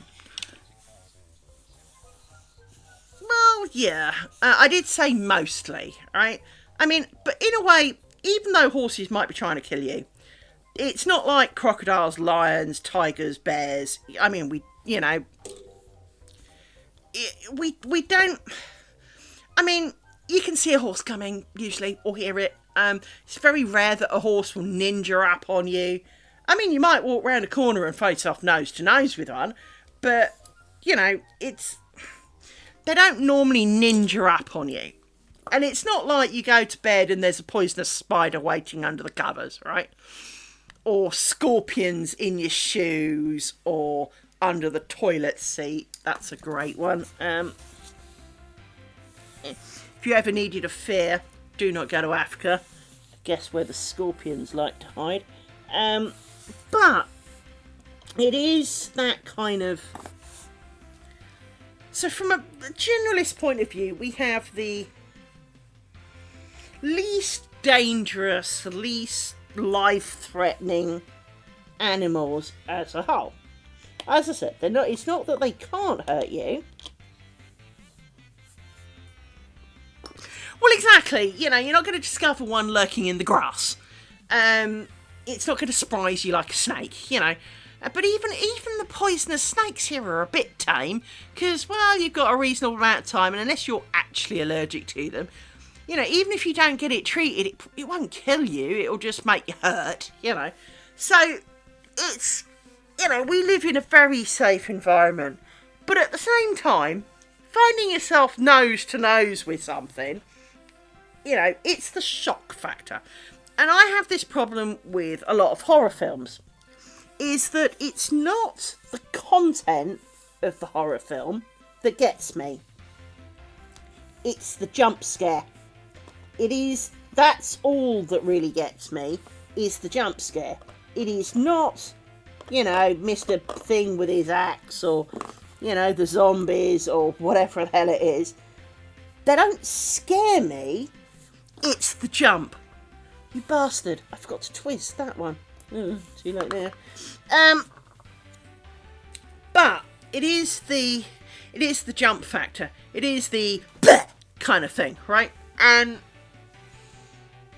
that was the problem with the caterpillar yesterday and today. It's not that I'm scared of them, although I am itching like a fucking itchy thing. Because, well, as I said, every tiny kind of movement of a hair or something is convincing me now it's a caterpillar walking up my leg or whatever. But it is just the fact that, you know, my hand was here, my hand is here. My hand would have been virtually next to the bloody thing, and then suddenly, whoop, there he is, right? How did he get there? How did he get there without me noticing? Because, you know, as I say, my head is right next to this. So it's really not an easy thing to sneak up on, because, well, I'm right next to it. And you've shredded the thread again. Thanks a lot for that. Yeah, you've really shredded it this time. Let's try that again.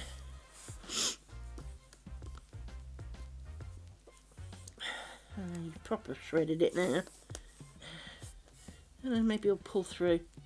Maybe you're going to pull through. You're going to pull through. You're going to kind of work out.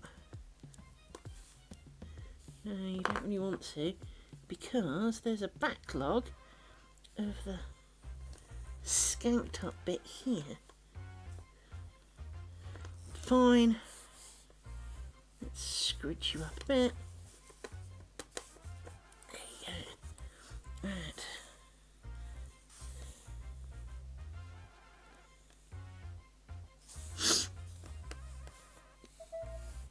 Miserable fucking caterpillar.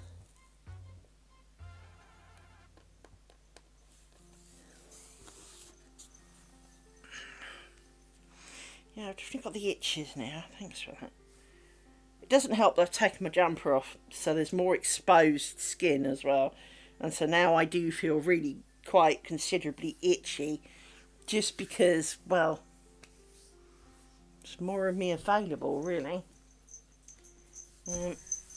Distinctly unpleasant. Hello, dog. I assume partly it's coming in on the dog. Not that they're bringing them in specifically, but that they might be attaching to, you know, catching on the fur or something and coming in.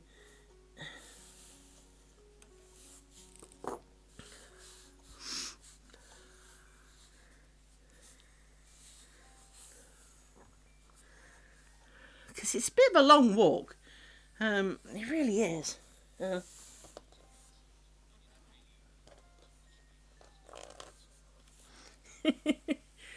Yeah, it's... As you say, it is the surprise of it. I remember I was standing in my garden on a lovely sunny day, such as today has been, and I was kind of looking out, and I was just standing there admiring the peace and the sunshine.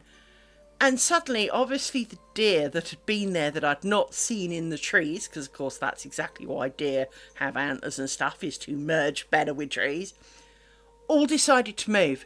And there must have been 10 plus of them, which, okay, is not a huge amount, but when it's almost the length of a short car away, and deer are actually quite big, or especially the males, all suddenly charge off. You know how, like, you see in films or you hear in kind of like, you know, oh, Mr. Darcy, oh, I feel so faint. I literally did the, oh. I was like, what the fuck was that? Since when do I do sound girly? But it really was. It was breathtaking because they were so close. And they were literally the other side of my fence. And if I'd been kind of like leaning on my fence, they almost would have hit me. They were that close to it. It was... And it's like, how did I not see 10 deer the other side of my fence? You know, hello, Specsavers, I appear to be blind. You know, well, I am blind, but, well, trying to be, but, you know, it was just this kind of like, oh. It was like, what was that? I remember creeping up, well, not deliberately, but I successfully achieved creeping up on a co-worker because they were engrossed in what they were doing. And I put my hand on their shoulder, and this is kind of like Mr. Trucker looking bloke, right? He's a lovely bloke, and you know, if you phoned me now and said, Liz, is there any chance you can come around here and sort of give us a hand? I would go in a heartbeat, right? He is a lovely bloke. But I put my hand on his shoulder and he went, ah! And he said, I sounded like a 5-year-old girl, and I went, do you want some pigtails for that? yeah, manly. So, you know, it happens to the best of us, but yeah, I've never forgotten him squeaking, because he really is quite a large chap, and it's not all flab either. There is a fair amount of muscle in that. I mean, I wouldn't want to pick a fight with him in a hurry, and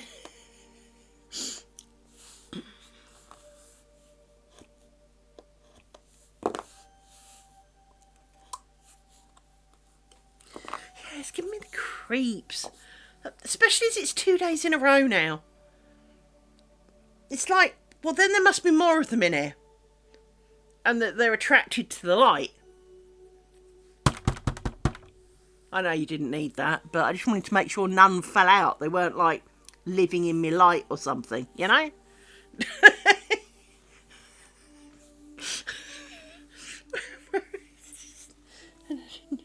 No.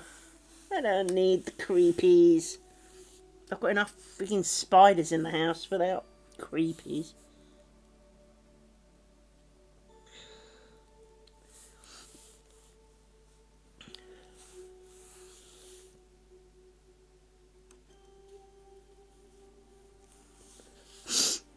Oh, my nose run now.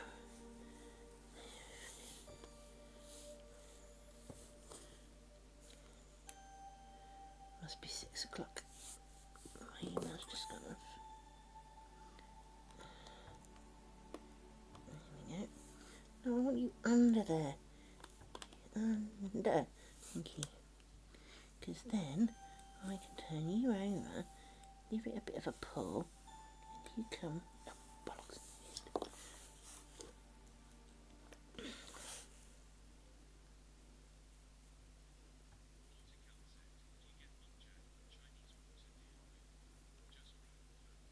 Just row and fallow. Well, that I've seen. That's been more accurate. That's all I've seen, but that doesn't mean that there aren't other kinds about. But I just appreciate. I love seeing wildlife, and I've got no problems with caterpillars in the garden. You know, to be honest, you know, if you want to eat a couple of the leaves of the plants that I've got, you know, and you're a caterpillar, go for it, love. I've got plenty. But not in my house. Hell, I don't even mind sharing my house with mice if there are any. But rats, I draw the line out, as Nautical will understand. But you know, if there was a mouse in it, I don't really have a problem with the mouse. I fucking feed it. But just not creepy crawlies. No, Amy. I'm really close to finishing tying off my ends, my darling. Yes, then I can order some dinner so that they can come while I play silly game. You've had your dinner. You did have your dinner. I fed you early today. Didn't I? Yes, I did. Oh! You sit you there.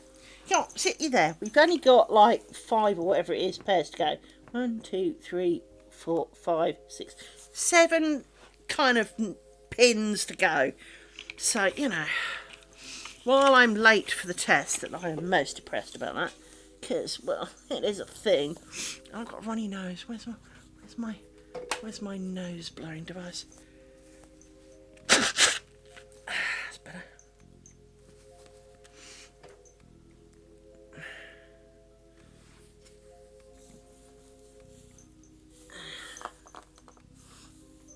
So I know I want to be. So if you would like to go, currently over on the other side, you know, Monsters Memories are starting their playtest. And as I said, it runs the whole weekend.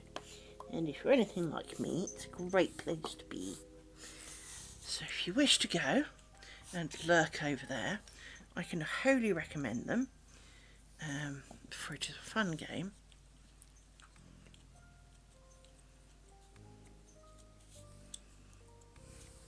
And when possible, Liz Biscuits, the ogre, will likely appear. Now, there are a few non-ogre characters, because an ogre can't be everything, sadly. I feel we should be able to be everything. It makes sense, but we are not able to be everything. So, that is a shame. But, there are worse things in life. So...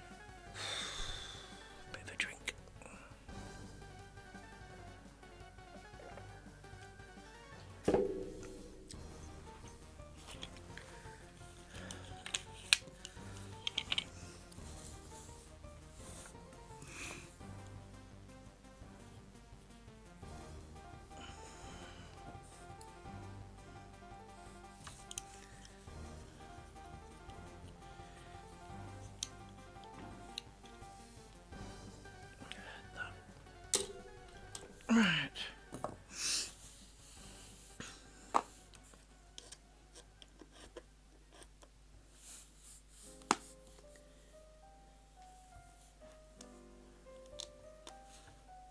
No, not that one. That one.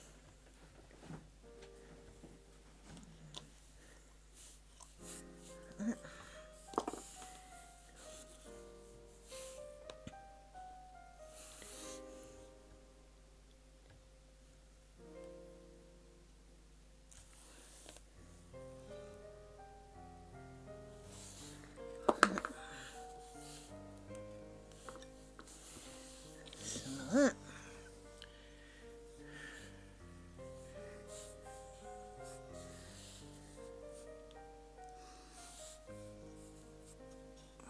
That.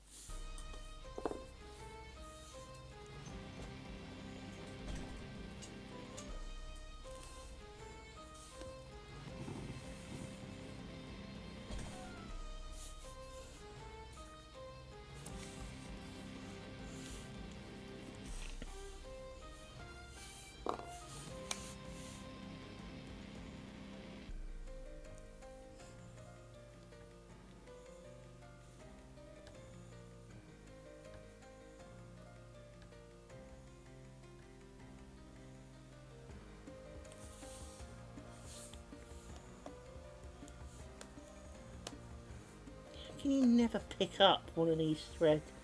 It's so hard to grab. Put the pin back.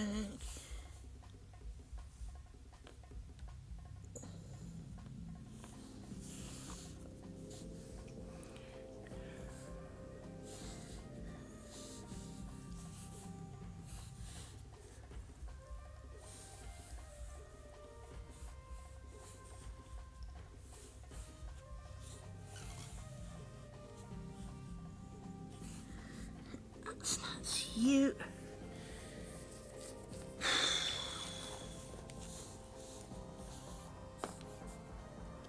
Poke, poke.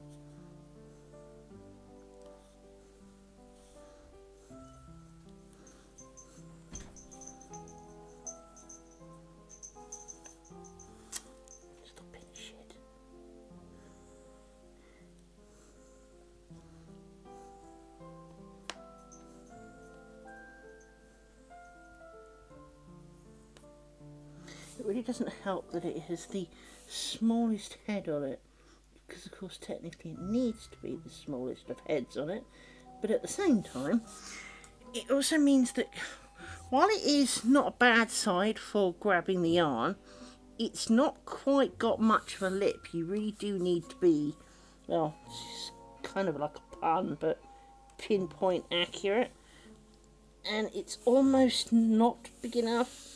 It's to be honest, it is kind of a little small for this thread, although this thread is clearly not large. It's technically a little bit small for this, but not too small.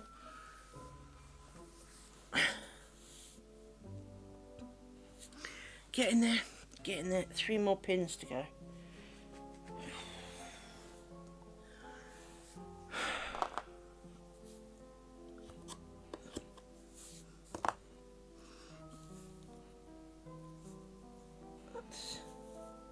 Bring it up.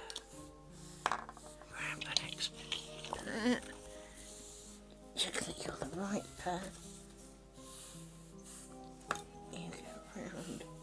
I wonder if it'll be easier if there's bobbin on the end of it. I don't think so. I think the bobbins help. Let's chop.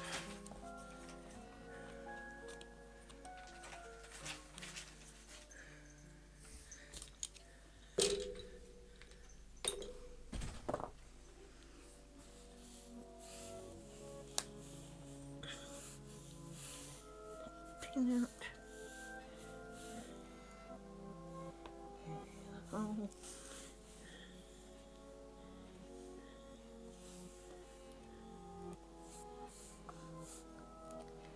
Try and get you the other side of that.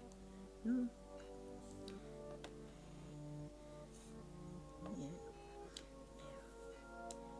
Lifting it up. Try and catch you.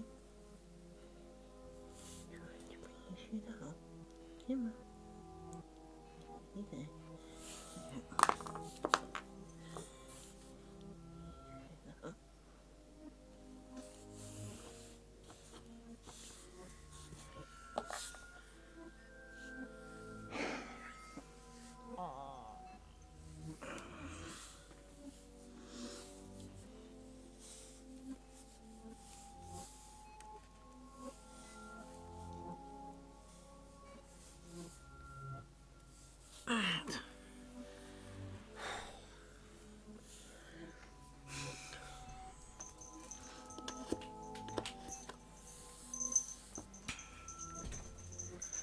Nearly there, my dudes, nearly there.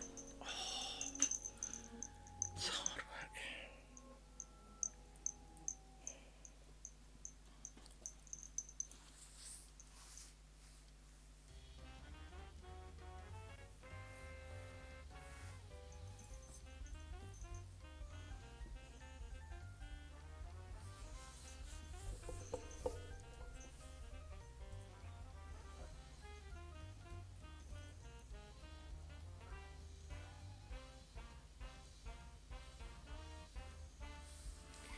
Anyway, let's try the next pair. And yes, there are 2 pairs left, and only, sorry, 3 pairs currently, and 2 bobbins, 2 pins. That's because the last one gets 2.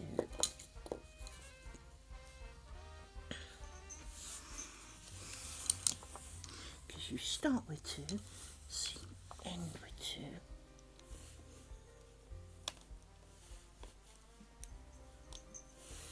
Like that.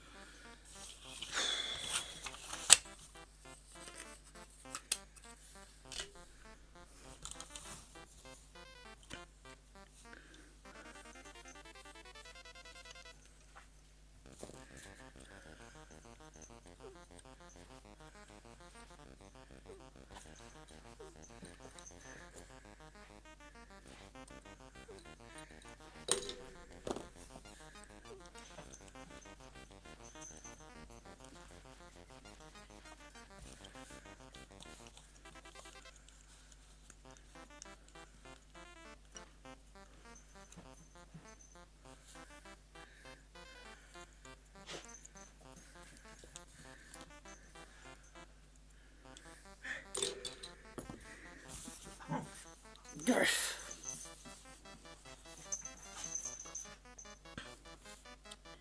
Now, this one is going to be easier to use the other tool. Oi! You're supposed to be on rest, young lady. You're supposed to be on rest. If you start the whole limping shit again...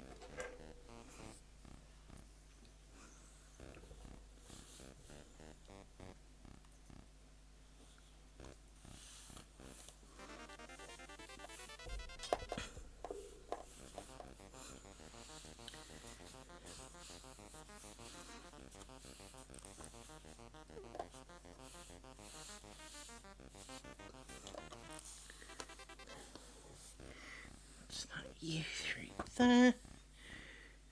Pin. Yeah. Pin goes back in hole. Let's make sure we don't do anything to screw too much of the tension. My tie. You like that. There we go. Right. There we are, my lovely people. We have successfully finished and completed our square. May look a little bit haphazard. Let me trim some of these longer ends so that we can see what we're doing a bit more. Where's this one? Because this is a shorter one.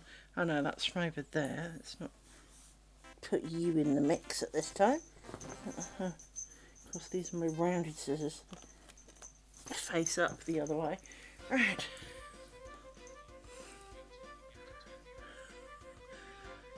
Yeah, it will be nice when I'm kind of I've kind of done with the whole.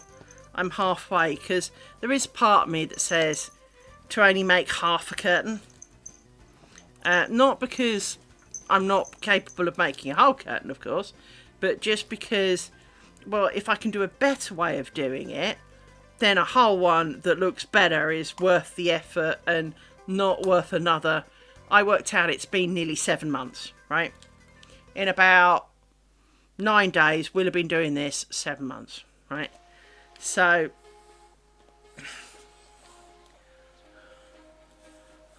well, yeah. But because it's going upstairs, it doesn't have to be a full window, because of course no one's ever going to look at it from above. They're only going to look at it from below. So I can get away, arguably then, with only doing half a curtain, right? And having it on the bottom half of the window. So with that in mind, I have given it some thought.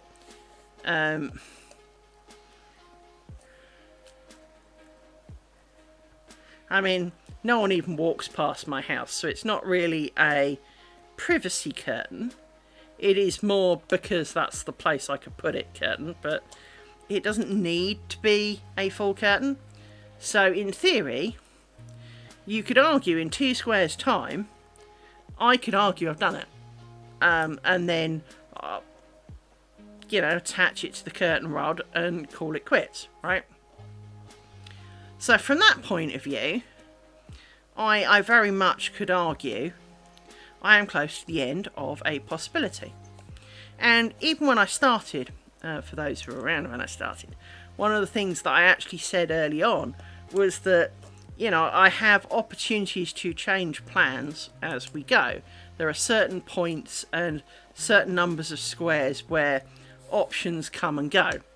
So, for example, until I had finished square 4 and started on square 5, those 4 could have been the inner squares, so the strip in the middle, and done something completely around the outside. Once I got to 5, well, that kind of ruled that out. But I could still have done something different down the middle. And I still could. Until I get to the last 4, I could still change my mind. But I hadn't considered doing half a window at that point. It hadn't dawned on me that half a window was really an option. But I've seen quite a few pictures that if you look on Etsy at like lace curtains, there's quite a few half window ones. And it gave me the idea of, well, if it was like my bed, I had a downstairs bedroom, then obviously it's a privacy curtain.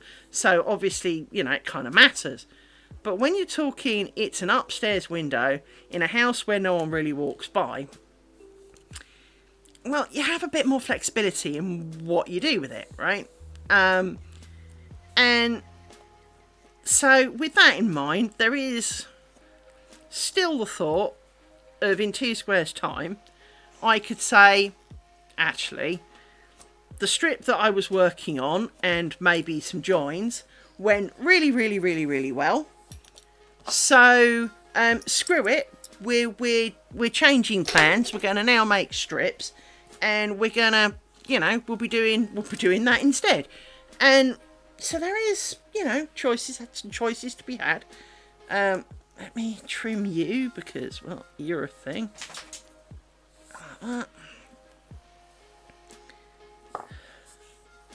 Where's my phone?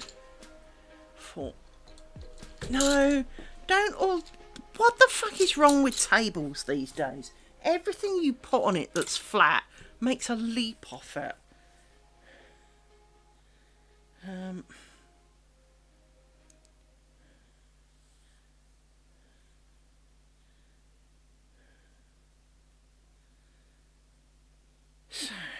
let's quickly take a picture of my square as it is.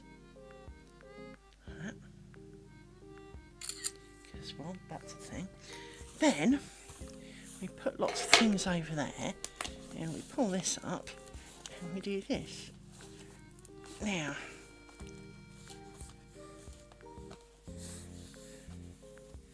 part of the advantage of having less pins to be pulling out is that it should go considerably quicker, and that if I prise them up a little bit like this, I can grab more pins without too much picking. And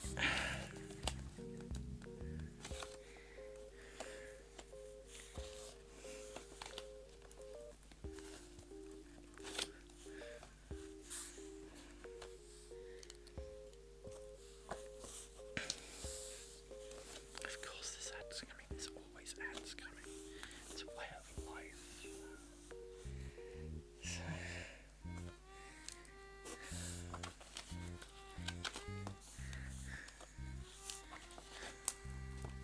This is another good reason to laminate them, of course, is it gives you a bit more, it gives you the opportunity to pull on the paper to get it out from underneath without ripping it in half. So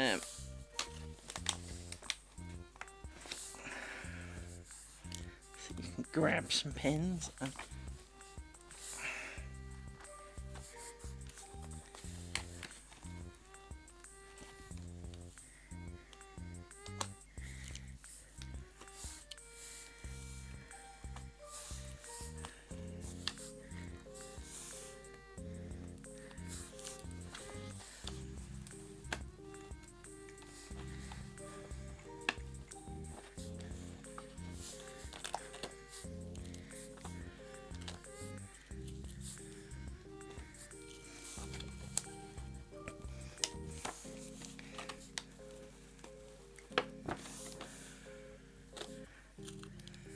this side's making up for for this bottom corner, which is going to be a bit of shit because obviously I've got quite a few extra pins there, so they won't pull up as easy as these do. I swear I felt something on my head then. Bastard caterpillar.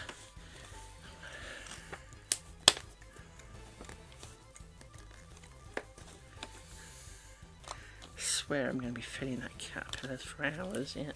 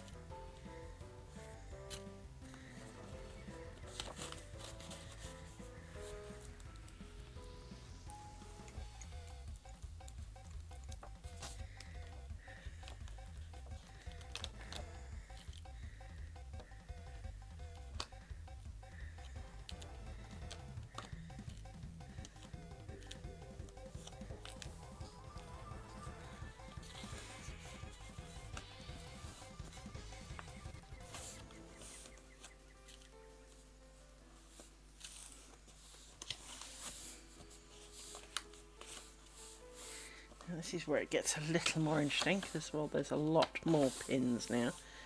So this is where you have to end up picking them out one by one. But at least I've only got a few because, of course, we picked them out as we went. So we only have the edge pins to be worried about. I can give them a bit of a head start like that. And then when I get to the corner, there'll be 3 in a row. But there'll be 3 in a row, so I'll be able to give them a bit of a tweak and pick them out. Now the other problem is, of course, is there's all the tails, but means I can pick them out like this. Because I can give them a head start.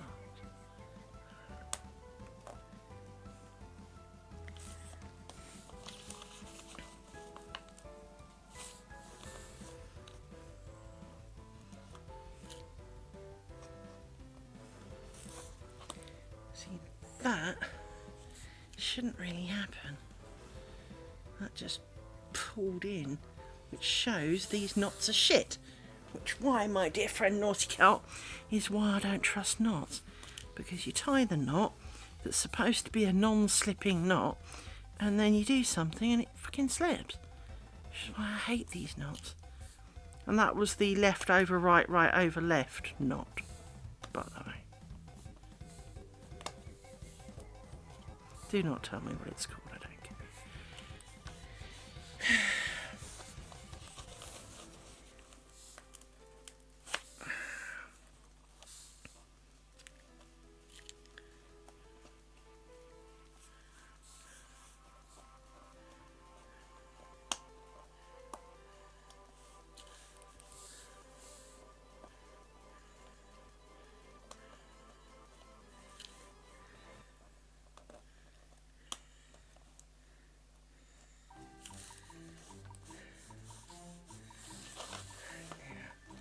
You're going to be shitty, aren't you? Yeah.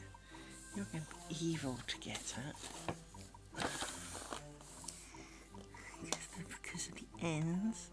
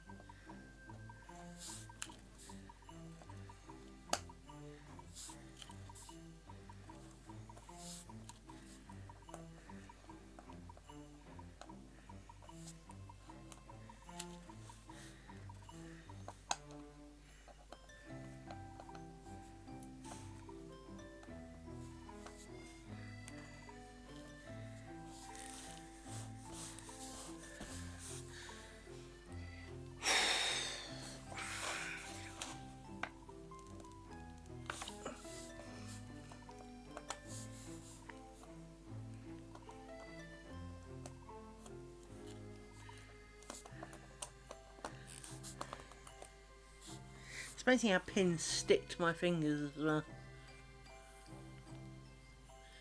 It's not like I've got rough hands or anything, they just like sticking to my fingers.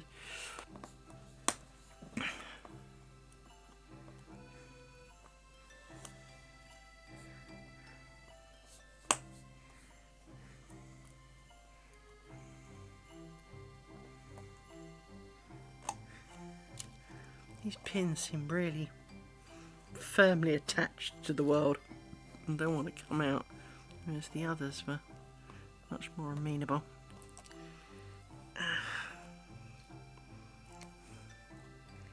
Wouldn't be so bad, but there's quite a few of them.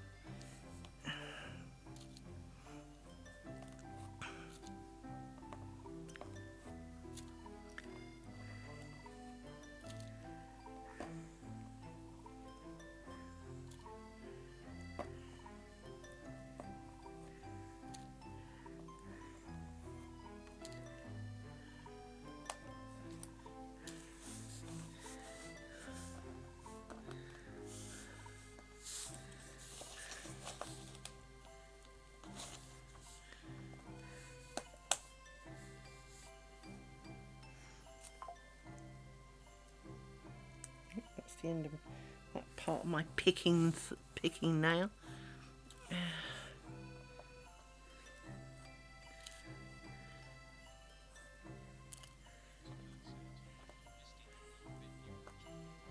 Oh.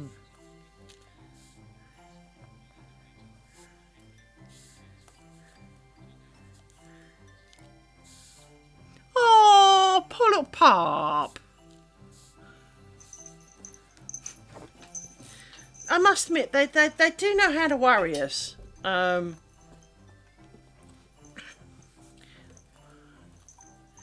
do know how to worry us.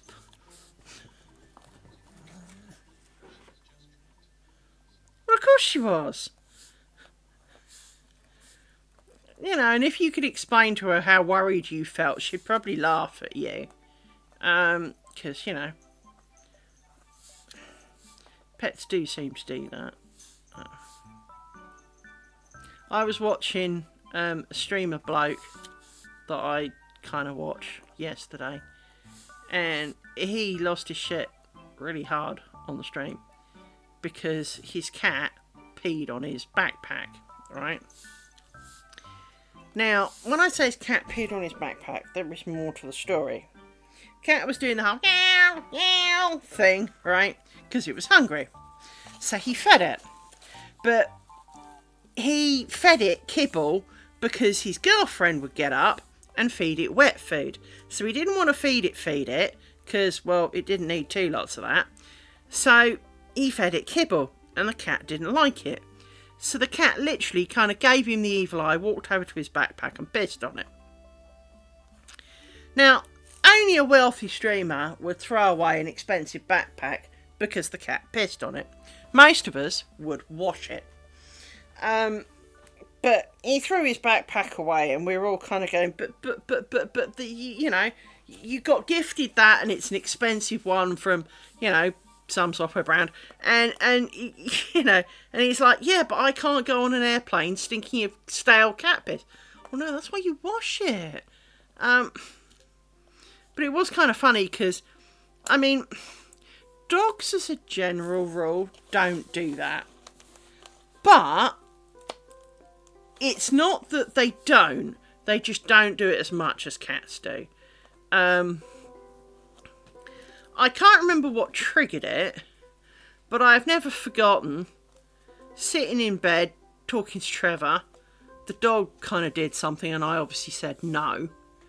The dog walked to the end of the bed and pissed on my feet. She'd never done it in house before. She was very well house trained. She was a very good girl. But on this occasion, she kind of took one look at me, walked to the other end of the bed where my feet were, and pissed on my feet. And you're like, hi! So of course now I had a wet duvet, you know. And you're kind of going, hang on. You know, most dogs are not vindictive kind of animals. Most dogs, in fact, do not hold grudges, which is why, you know, people can kick them around and the dog will still be loyal. But she just turned around and went and pissed on my feet. Nearly there.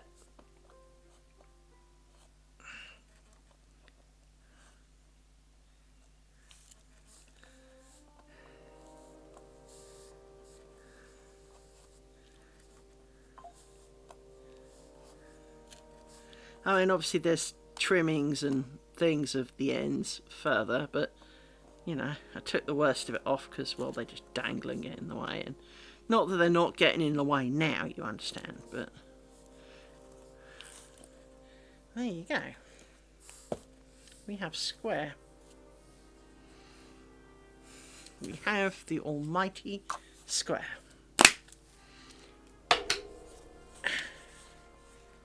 As I said, there are ends, so if I do that, you can see how long the ends are. But we have ends. However, we have square.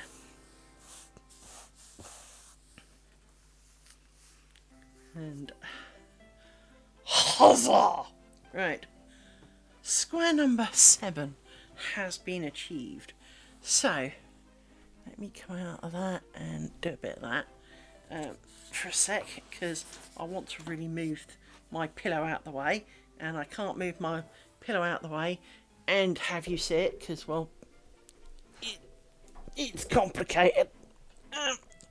Now, obviously, you now can't see the state of play. Well, I can change that, so don't worry. We will change the screen where you can. I will kind of change back to the pillow in a second. If I can sort it out a little bit. Right, let me move this, let me move that, because of course I've been dumping stuff on my computer table to make space for the workings, and I'm kind of running out of space to be on my computer desk now, because it's covered in bobbins. Because obviously that's a thing. 1, 2, 3, 4.5. I need one more. Yeah, that's 5. An elastic band. So let's put an elastic band around the 5, because that's a thing. I mean, it doesn't hold them, but it kind of helps keep them together. And so, let me do the obligatory edit of the graphic before I forget. Again, progress. I find my green thing. I don't know why I called it green, but it's called green. We should rename it, really. That's you. Save. Wrong file. Let's move you out of the way. File. Export to state. Replace. Yes, get on with it. So, it is not the best picture in the world, but there you go. We have now, she says going past the window she wanted, we have now done 7 whole squares.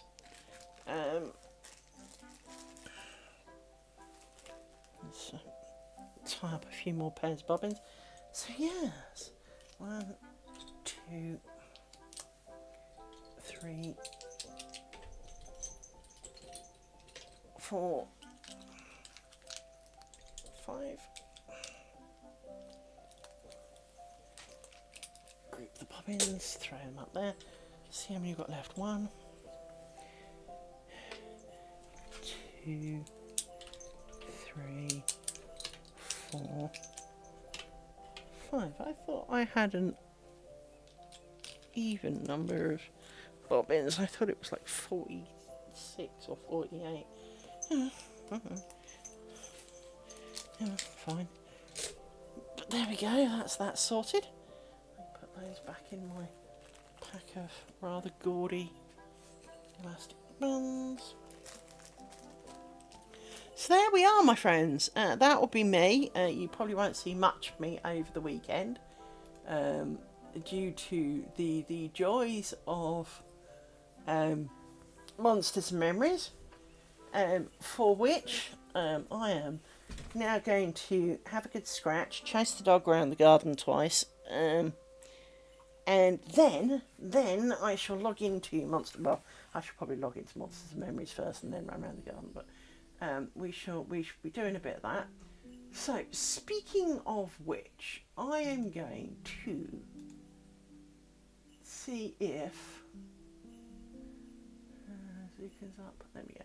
I'm going to throw you over to the guy who is responsible for running Monsters and Memories, and if you so wish, you can peruse it for a short while. That which I am about to do, or which maybe would encourage you to join it. So on that front, I shall definitely do that. And well, there you go. I shall see you soon.